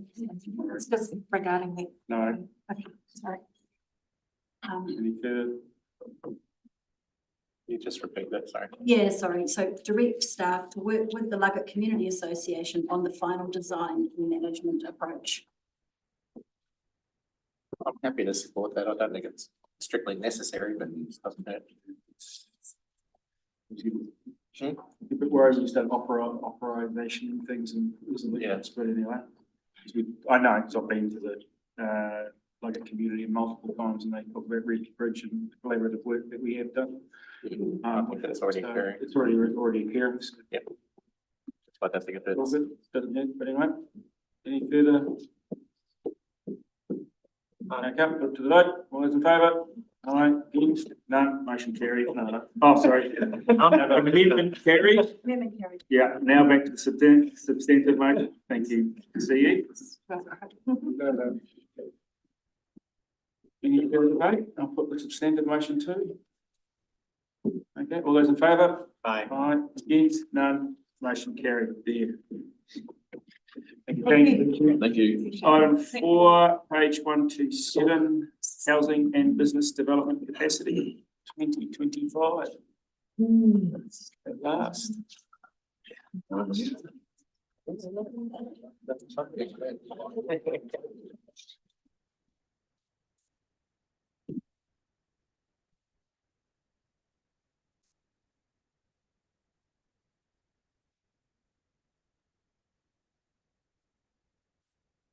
Great, hey. Got Good afternoon, everyone. My name is Corinne Cushnet, so I'm in the policy planning team. And the purpose of this report is to provide council for adoption of the Housing and Business Capacity Assessment 2025 or the HBA, which is a key requirement of the National Policy Statement on Urban Development or the NPSUD. The HBA provides detailed information on the demand and supply of housing and business land in the urban environment and the impact of council's planning and infrastructure decisions on that demand and supply. The key findings of this assessment indicate that there is an expected surplus of residential dwelling supply in the medium and long term due to increased infrastructure investment and development opportunity within the planning frameworks. However, in the short term, the district is projected to face net shortfalls in residential dwellings, and in the medium and long term, shortfalls in business land, particularly in the infrastructure sector. Adopting the HBA will allow council to use this information to inform the proposed district plan, the future development strategy, the long-term plan, and other council documents and plans. As a Tier 2 local authority, the NPSUD requires that council prepare and make publicly available the HBA report every 3 years. This option would give effect to the direction in the NPSUD. And I also just wanted to point out an error in paragraph 31 of the council report of next steps, where it should also include medium term in regard to notifying the minister of insufficient development capacity. But I do note that it's correct in the recommendation number 4 that includes all the time periods. So happy to take any questions. Questions, councillors? What's that question, Matt? Yeah, I've got Yeah, questions. yeah. The report largely supports, I guess, what we already know around infrastructure deficit. How does this report sort of strengthen our argument that we need to deliberately sort of moderate growth in this district? Does it support, it's not a legal document, does it? So what weight does it give us?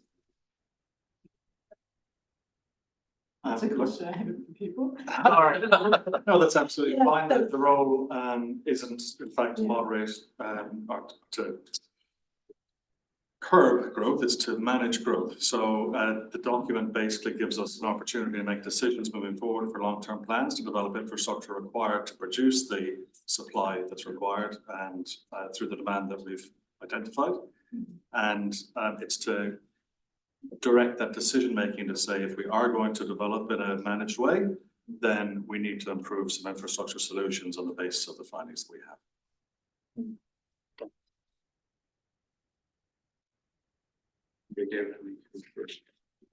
Just a quick clarification for me. So when it's talking about medium and long-term housing supply being in surplus, is that really referring to the areas that are zoned and plan enabled rather than actual surplus houses being built and occupied, isn't it? Correct. We have, through the chair, we have an oversupply of plan enabled and an oversupply of infrastructure to meet the demand. So yeah, well, the market will obviously dictate how many of those actually end up being developed and built on, won't they? Yes, correct. Yeah, thank you. Yeah, thank you. I mean, just going to that infrastructure deficit, really, I mean, look, we've known that there's an infrastructure deficit, and I've talked about it lots of times with the Southern Corridor and stuff like that. I think the level to which that deficit exists to the plan enabled capacity is absolutely staggering in this report. And I don't think we can, I mean, I've often spoken about the Southern Corridor as an example, and I just don't think we can talk about it in any other way than that there is a crisis of infrastructure in achieving those outcomes that we approved at the last meeting through the Southern Corridor Master Plan or the Lake Hawea. What's unclear to me through some of the, you know, this is really valuable because it documents that and it quantifies the extent to which that's a problem, and I mean, it is absolutely staggering the amount of green on those graphs. The amount of green. Thank you. The amount of green on those graphs is absolutely staggering. But what I can't reconcile is the difference between the medium, long, the short, medium and long term, and I'll use the Southern Corridor because it's such a tangible example, is that on pages 94, 95, 96, or 97, we somehow get in the Frankton Tapuai, we somehow in the greenfields component get up to about 2/3 to 3/4 of the infrastructure provided. I have to ask how, because we have no NZCA funding effectively. We have $80 to $100 million. The question is how. How do we achieve that? How do we fill that green in with grey over the short, medium to long term when we simply have no investment? So through the chair, we identified through the Te Tapuai Southern Corridor Structure Plan, a program to provide 3 waters provision. The MPSUD doesn't outline infrastructure constraints for transport. So it doesn't identify. So from a 3 waters perspective, that is the infrastructure provision that we've been considering as part of it. So if I use the example then of Lake Kawea, where you've a similar situation, we're able to top up the existing urban and greenfields greyness into the green over into the long term. That's on the basis that there's no transport investment undertaken by NZTA to replace the Uptown Bridge, to provide any other transport modes, anything like that. The capacity, through the chair, the capacity comes through the wastewater treatment plant upgrades. And that's the only, but it doesn't. How can we ignore transport capacity in identifying infrastructure served capacity? So working through the chair, it's the requirements under the NPSUD that we need to look at, and they look predominantly at 3 waters from a transport perspective. It gets down to a level of service. Okay. So, well, Can I follow to that point that we do have the long-term infrastructure plan, and the LTP does make provision for that infrastructure. I mean, I think the challenge that this district has, always has this challenge, is that the market wants to move faster than the community is able or willing to fund that investment. So council can make that call to fund that investment earlier, but that creates debt. So the work that we do, and we've done for a long time, is work to developers to try and ensure that they become part of the solution, because we simply don't have the capacity or the luxury or the slowness of development to enable our infrastructure to get well ahead of that demand. So, those things are there, and those models are there, and those models are underway. Yeah, I understand the work we're doing. It's just the deficit that's the challenge. Yeah, and look, as I said, this is really useful data. I'm still struggling to work out what to do with it. In terms of, was this data available to the Urban Intensification Plan Change panel at the time that was heard last month? Through the chair, we have the same economist for the urban intensification variation, as well as who wrote this report on behalf of market economics. So they were using the data projections long-term population that we have, council projections, and they're used through both processes. And including the plan enabled capacity versus. So through the chair, the plan enabled capacity numbers have increased substantially, and one of those reasons is the urban intensification variation. Oh, so this is post, but it hasn't been approved yet. So this is provided that a estimate on the impact of UID, and we'll have to monitor that to actually see whether or not it actually holds at that level that we've put forward in the model, or it goes higher. So this assumes as advertised, as notified. Notified version through the chair, that's correct. Yeah. That's both good and bad. I will take it as that. Yeah. Okay. I did have one final question. Oh, so the recommendation includes that we could make changes subject to feedback from the MFE or something, why would we make changes subject after they've read it?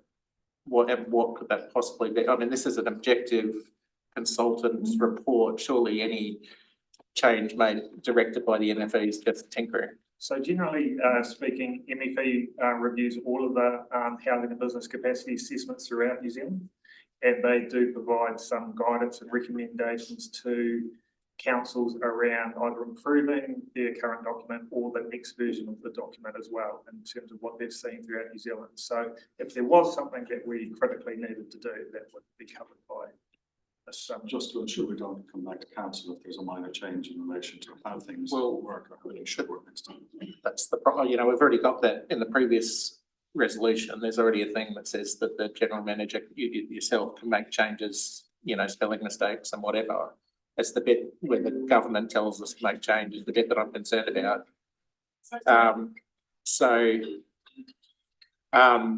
Is that necessary, or can you exercise the changes you've already got under your delegation if they're minor, and that any other changes directed elsewhere? I just don't see how they could be. Look, this is minor. What we're asking for is the adoption of the report due to the figures that are here that will be used for council decision making. That's the key. In terms of minor changes, it's put in there to be a coverall for something that may come, so that we don't have to ask that question and come back. It's not to make material changes to the topic. Nikki? Thanks. So you just mentioned that this will be used for council decision making, and I can see a range of things it could be used for.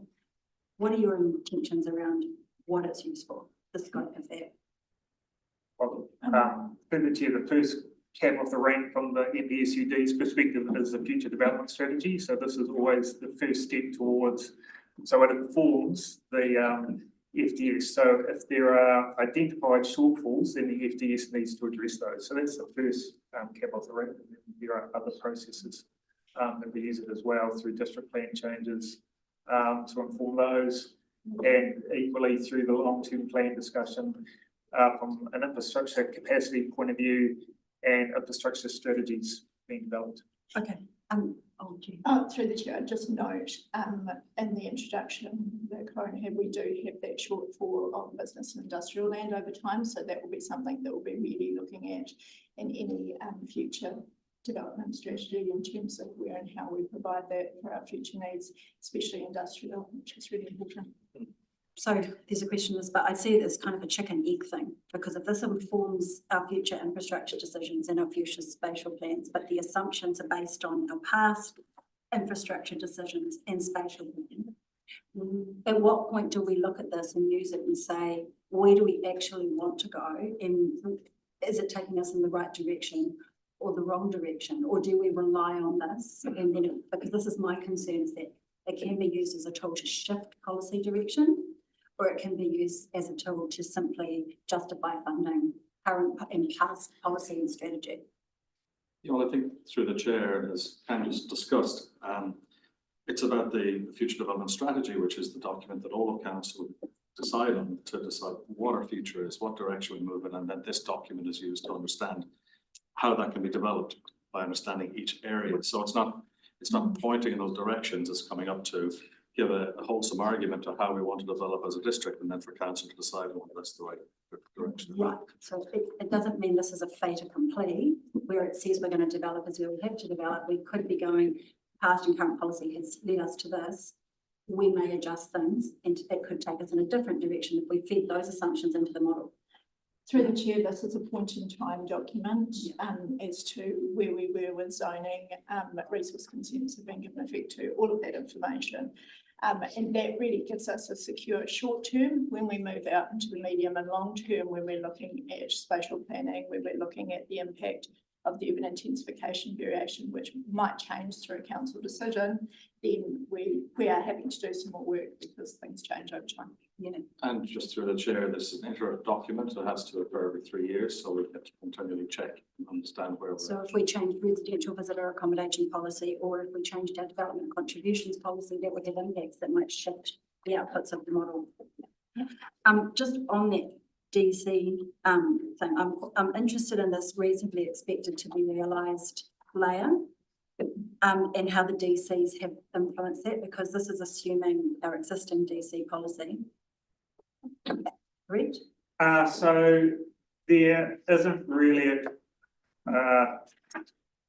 DCs provide a cost element to working out whether or not the capacity is actually feasible for a development to bring on. And then the realistic to be realised number is basically taking the number which is feasible and going, how quickly will they develop that? So any one developer, for example, if they have a subdivision of 1,000 lots, and they're not going to bring 1,000 lots on straight away.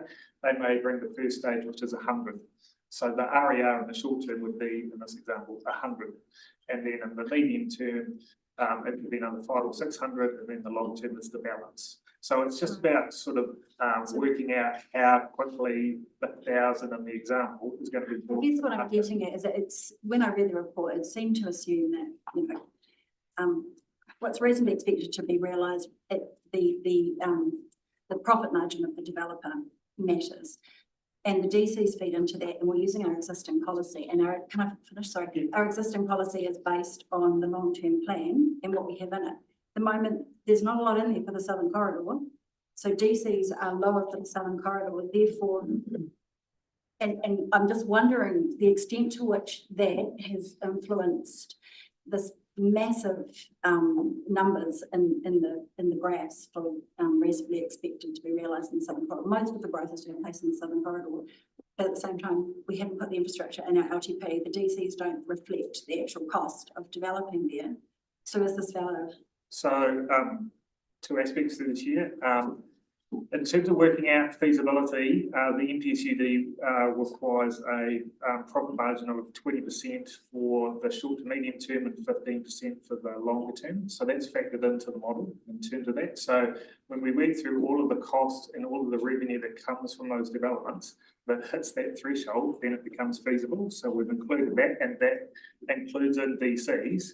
If for an area like Southern Corridor, we are working towards a process through, depending on how this works for the fast track consent, to update the DC policy to actually bring forward the Southern Corridor into our existing DC policy. So we would be expecting that DCs are given effect to in the Southern Corridor. So if that is the case, then how we've factored that into the model is true.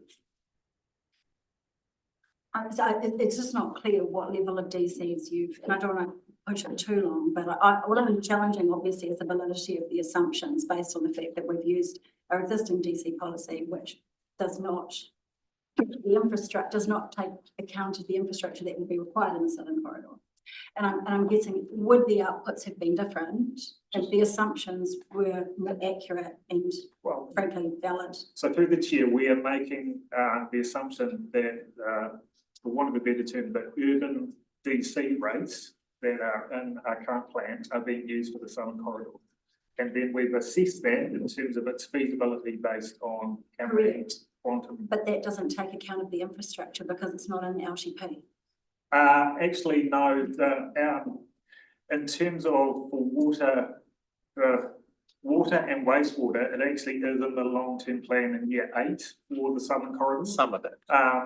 Well, we have done some work on this for just some context and get back to what we're actually deciding here on the health and building assessment. Absolutely. Okay, so can we just redirect back to actually making a decision on the housing building assessment report? Well, it is, because my questions go to, is it valid and does it spit out the right outputs? Because they're very clearly, we are putting all of our. Keep asking me questions and we'll keep going.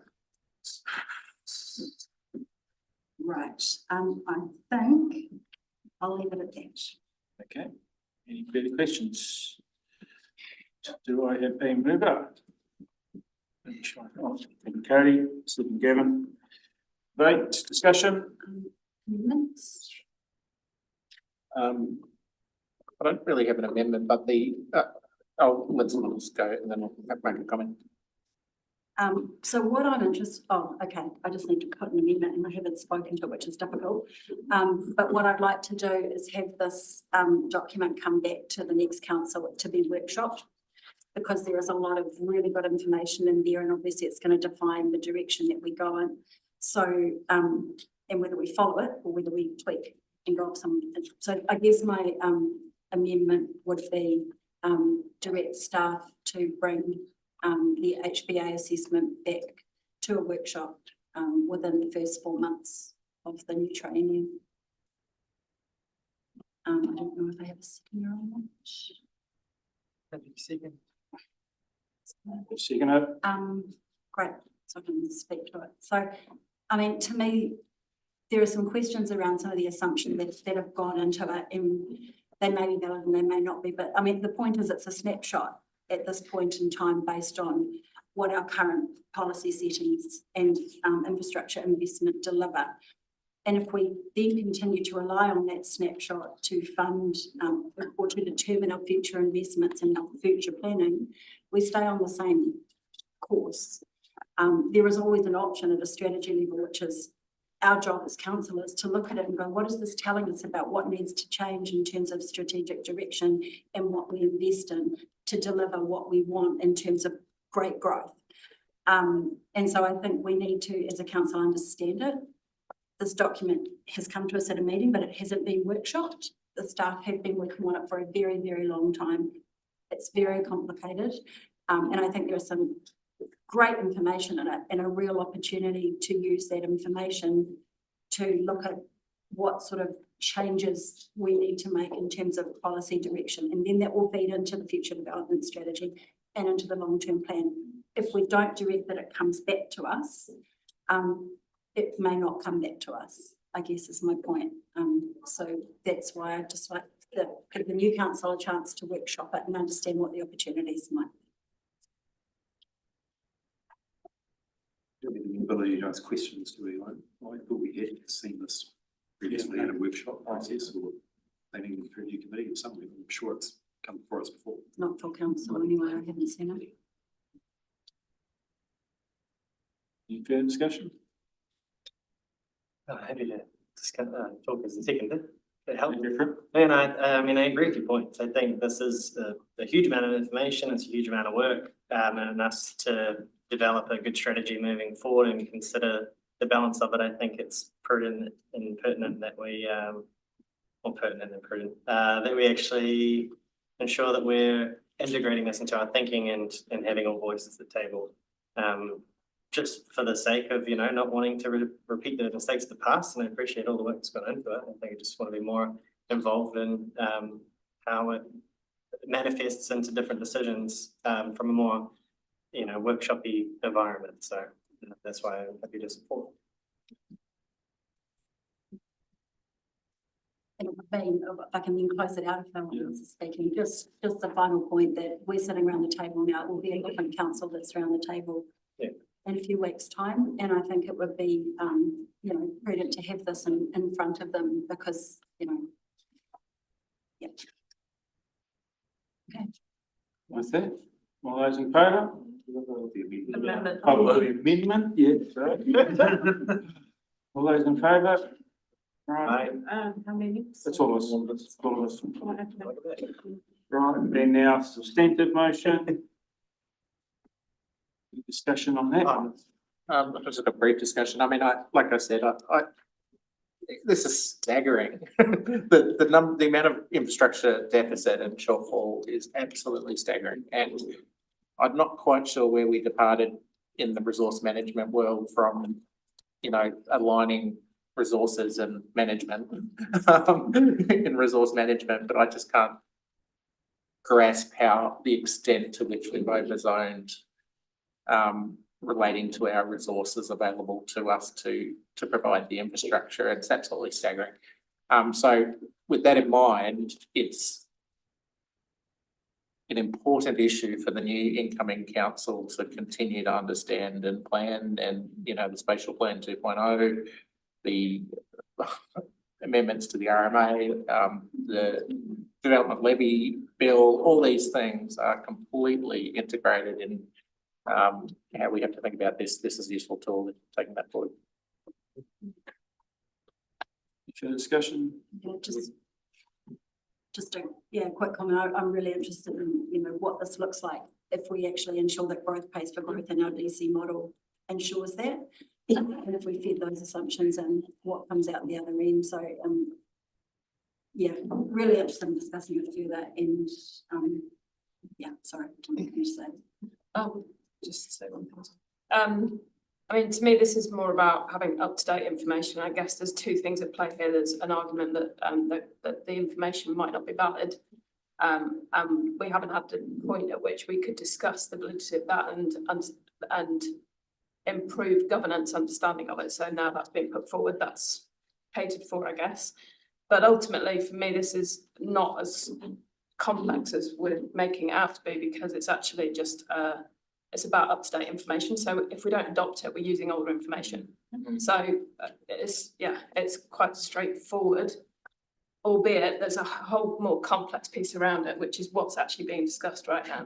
So yeah, I guess just wanted to make that point. Okay, that's it. All those in favour? Aye. Against, none, motion carried. Thank you. Thank you. Item 5, page 138, approval of QLDC submissions. Yeah, I know that one.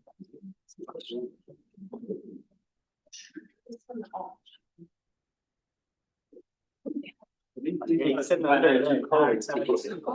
No, we were, but now we're too hot. Okay, one. It's so hot. Now we've got to from the outside. No. Yeah, it's really stuck in.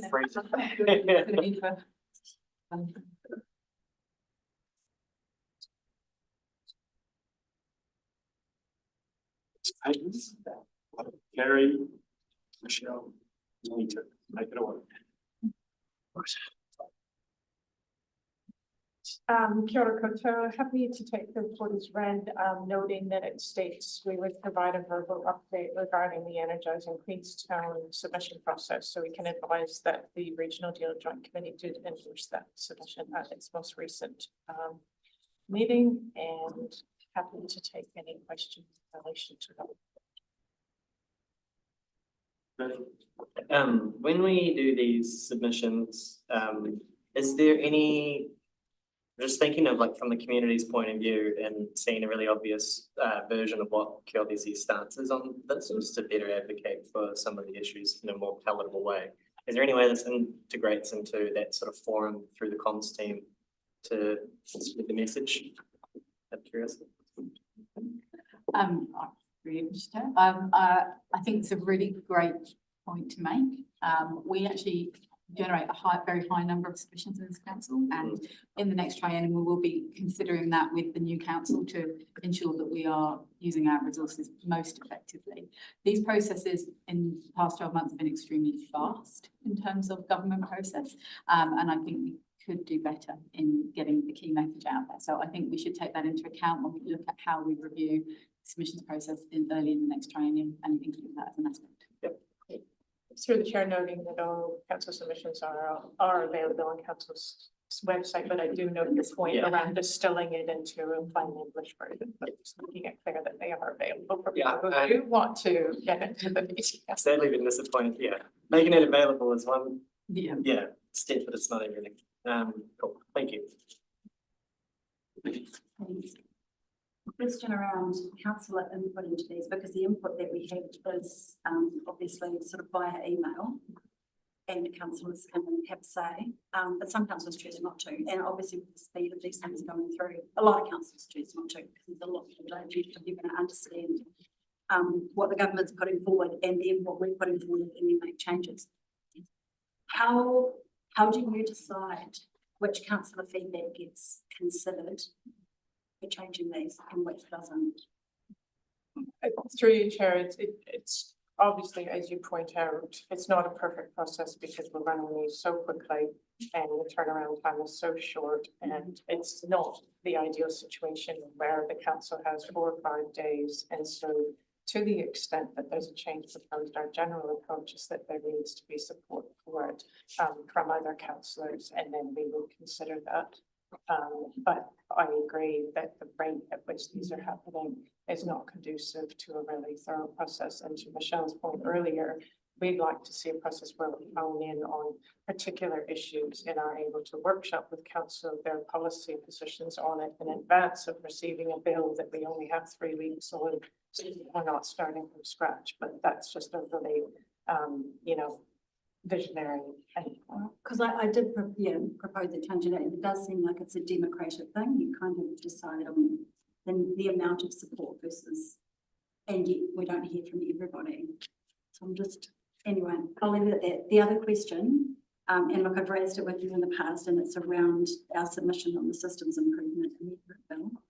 You've recommended greater punishments for councillors who, and this came from staff, not the council as far as I know, greater punishments for councillors who consistently breach the code of conduct. It's quite an important issue. That's quite a big thing because obviously this is a democracy and elected members are elected. What punishments beyond what's already available do the staff think should be in place? I think it's fair to say we haven't gone down that pathway.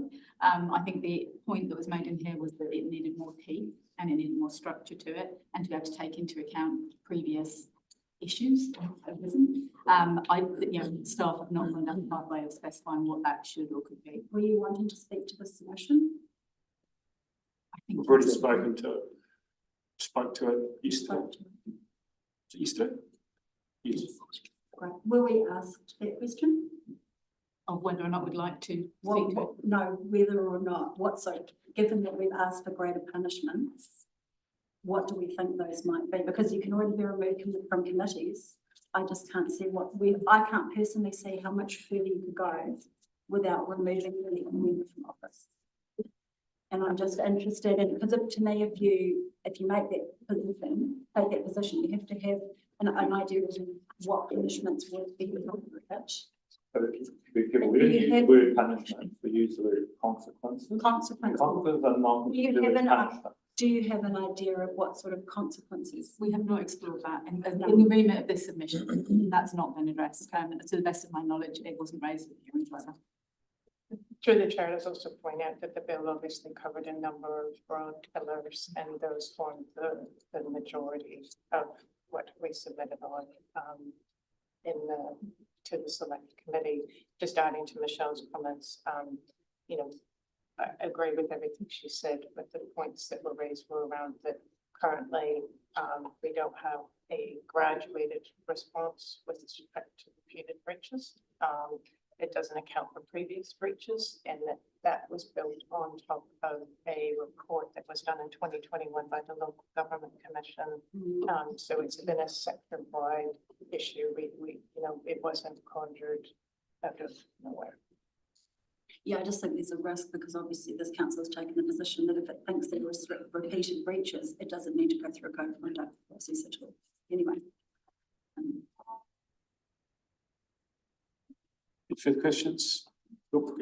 Thank you. I've got some issues with the local government amendment bill, but nothing with the submission, so not on that. The second one though is energising Queenstown, and we talk about the impact on houses and households.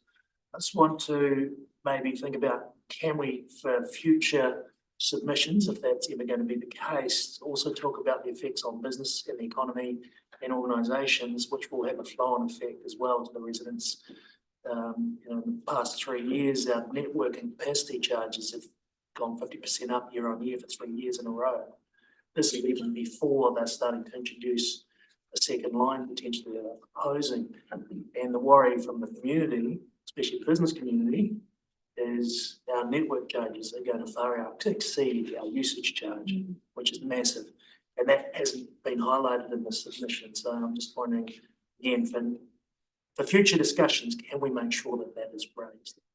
I think that's a very good point. I believe that we had alluded to it in here, but we should give them a much more emphasis in the future. I think at this point in time, we haven't a huge amount of data that actually speaks into what that forecasting impact is. Okay. But that's something that we should focus on. Yeah. And I think if we look at what's happened around the country in the last year, especially last winter, you've seen businesses go under and what impact that has on the community. Yeah. So I guess there's evidence around the country of what energy prices do to us. Thank you. Could you separate out too when we do Any further questions? No, then I move on. Could we separate them? Sorry, Esther and Mel. Right, and with that, discussion? No discussion? Right, what are you after? Just separating out two. So 1, 3 and 4 together, but I don't. So I'll put 1, 3 and 4 to the vote. This is no discussion. 1, 3 and 4 to the vote. All those in favour? Aye. Aye. Put 2 to the vote. All those in favour? Aye. Aye. Against? 1. Motion carried. Nothing recorded, thanks. All good. Thanks, team. Thank you. Item 6, C's report. 166.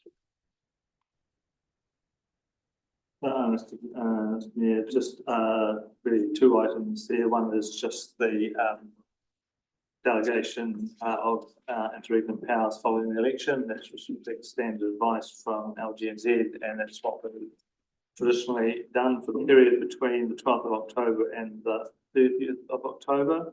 And noting, as it says in the paper, that if there are any matters that will arise through that time, the expectation is that the chief executive will consult with the mayor-elect.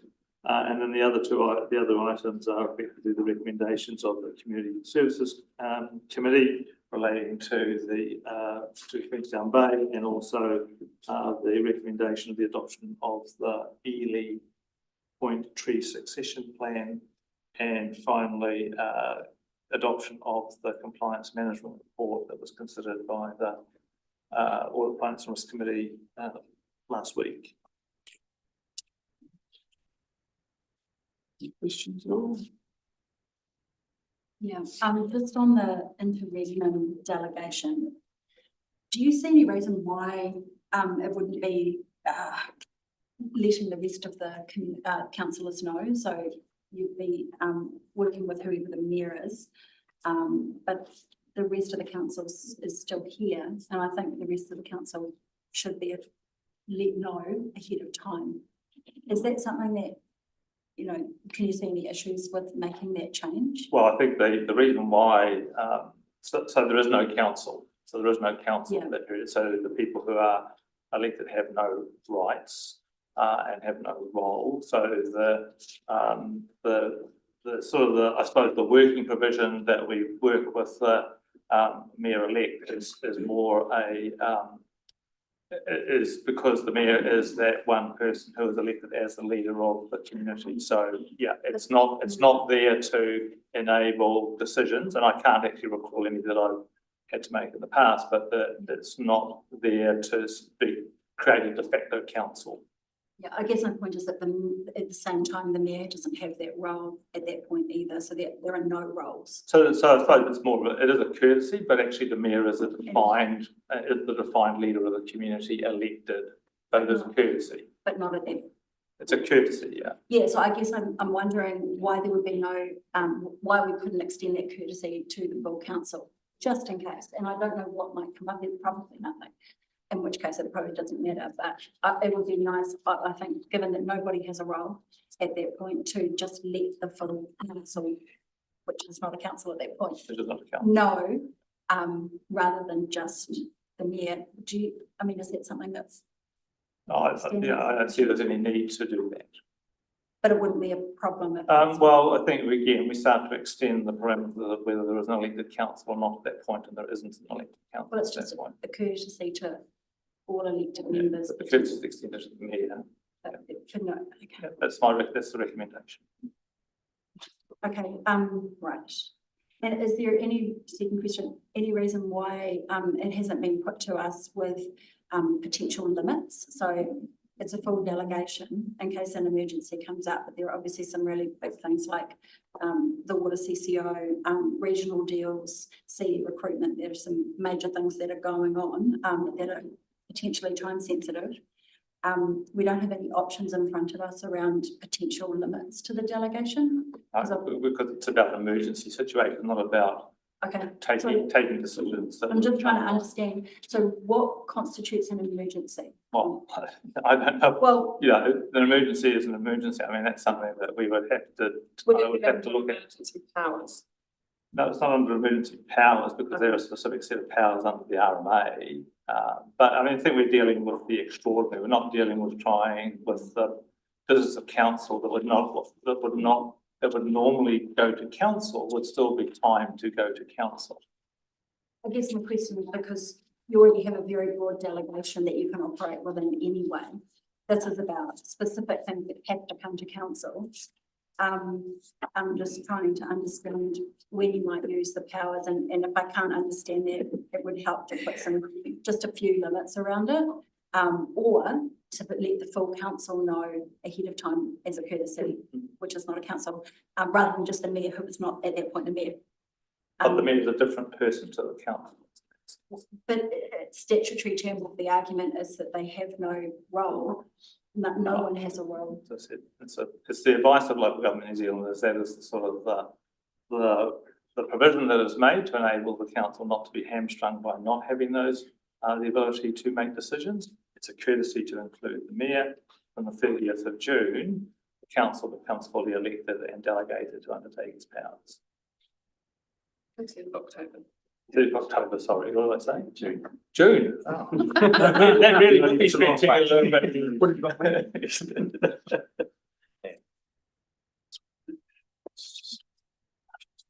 Good questions?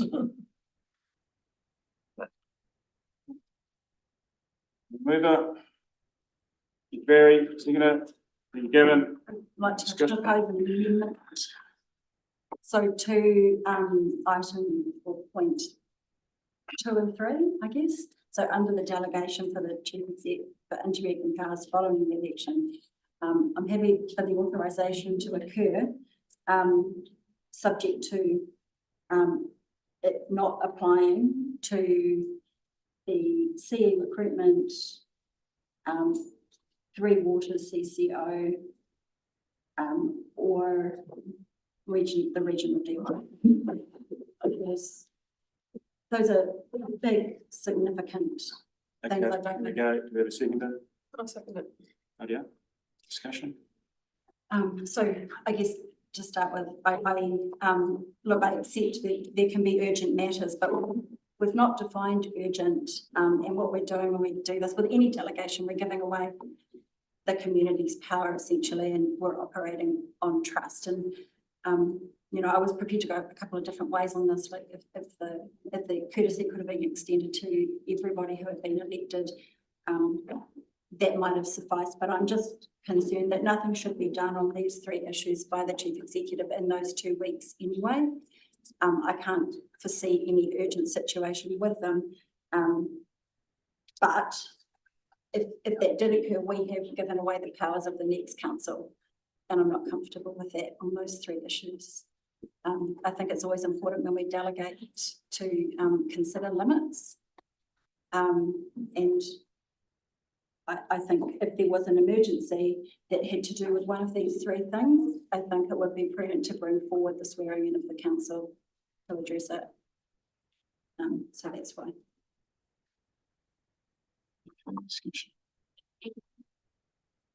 Speak to it. Yeah. I think this stems from an issue of mistrust. I actually haven't seconded it for that reason, but I think that what we know about emergencies is we don't know they're coming. So my reason for seconding it is that there's any mistrust for that period of 2 weeks. I don't think our CEO is trying to slip through something during those 2 weeks. That is not why I seconded it.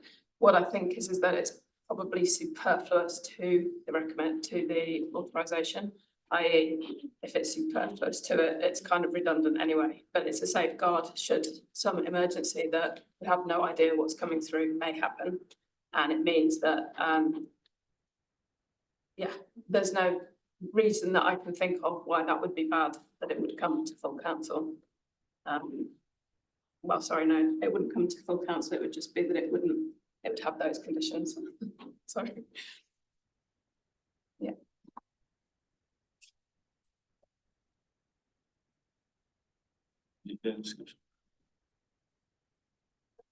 I know. You go.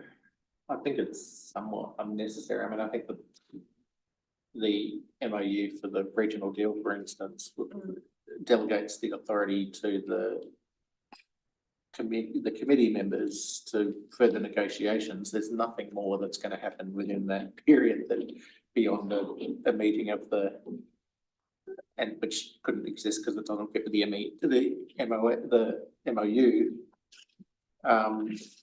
The same with the, you know, the cycle of time as such for the water services plan, for instance, is about the only thing that could even be progressed under that time, and it wouldn't ensure that a CCO was created or anything. It just couldn't occur, I don't believe. So while I appreciate your concern, I think that those things just couldn't in practice occur within that time frame. So going to say some of it.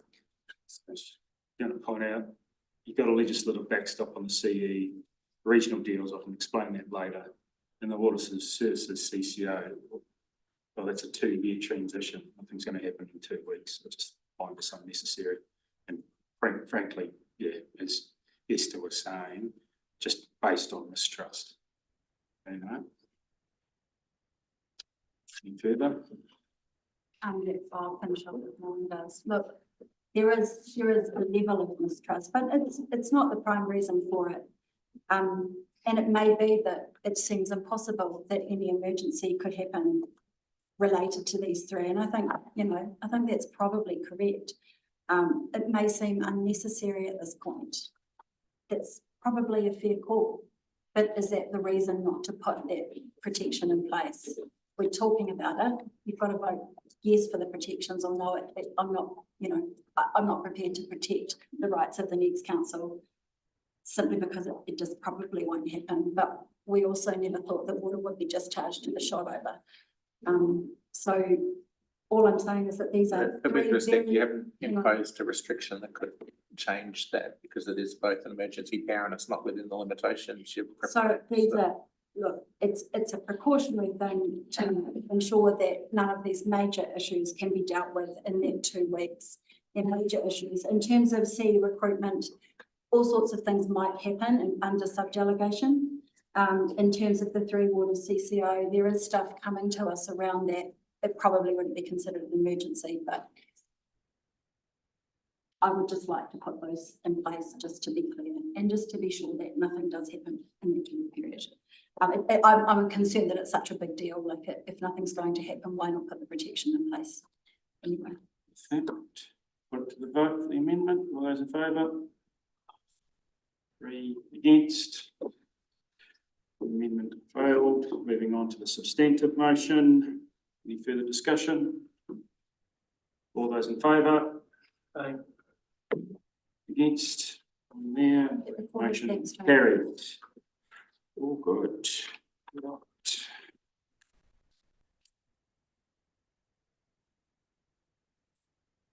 I move that we move into the public excluded.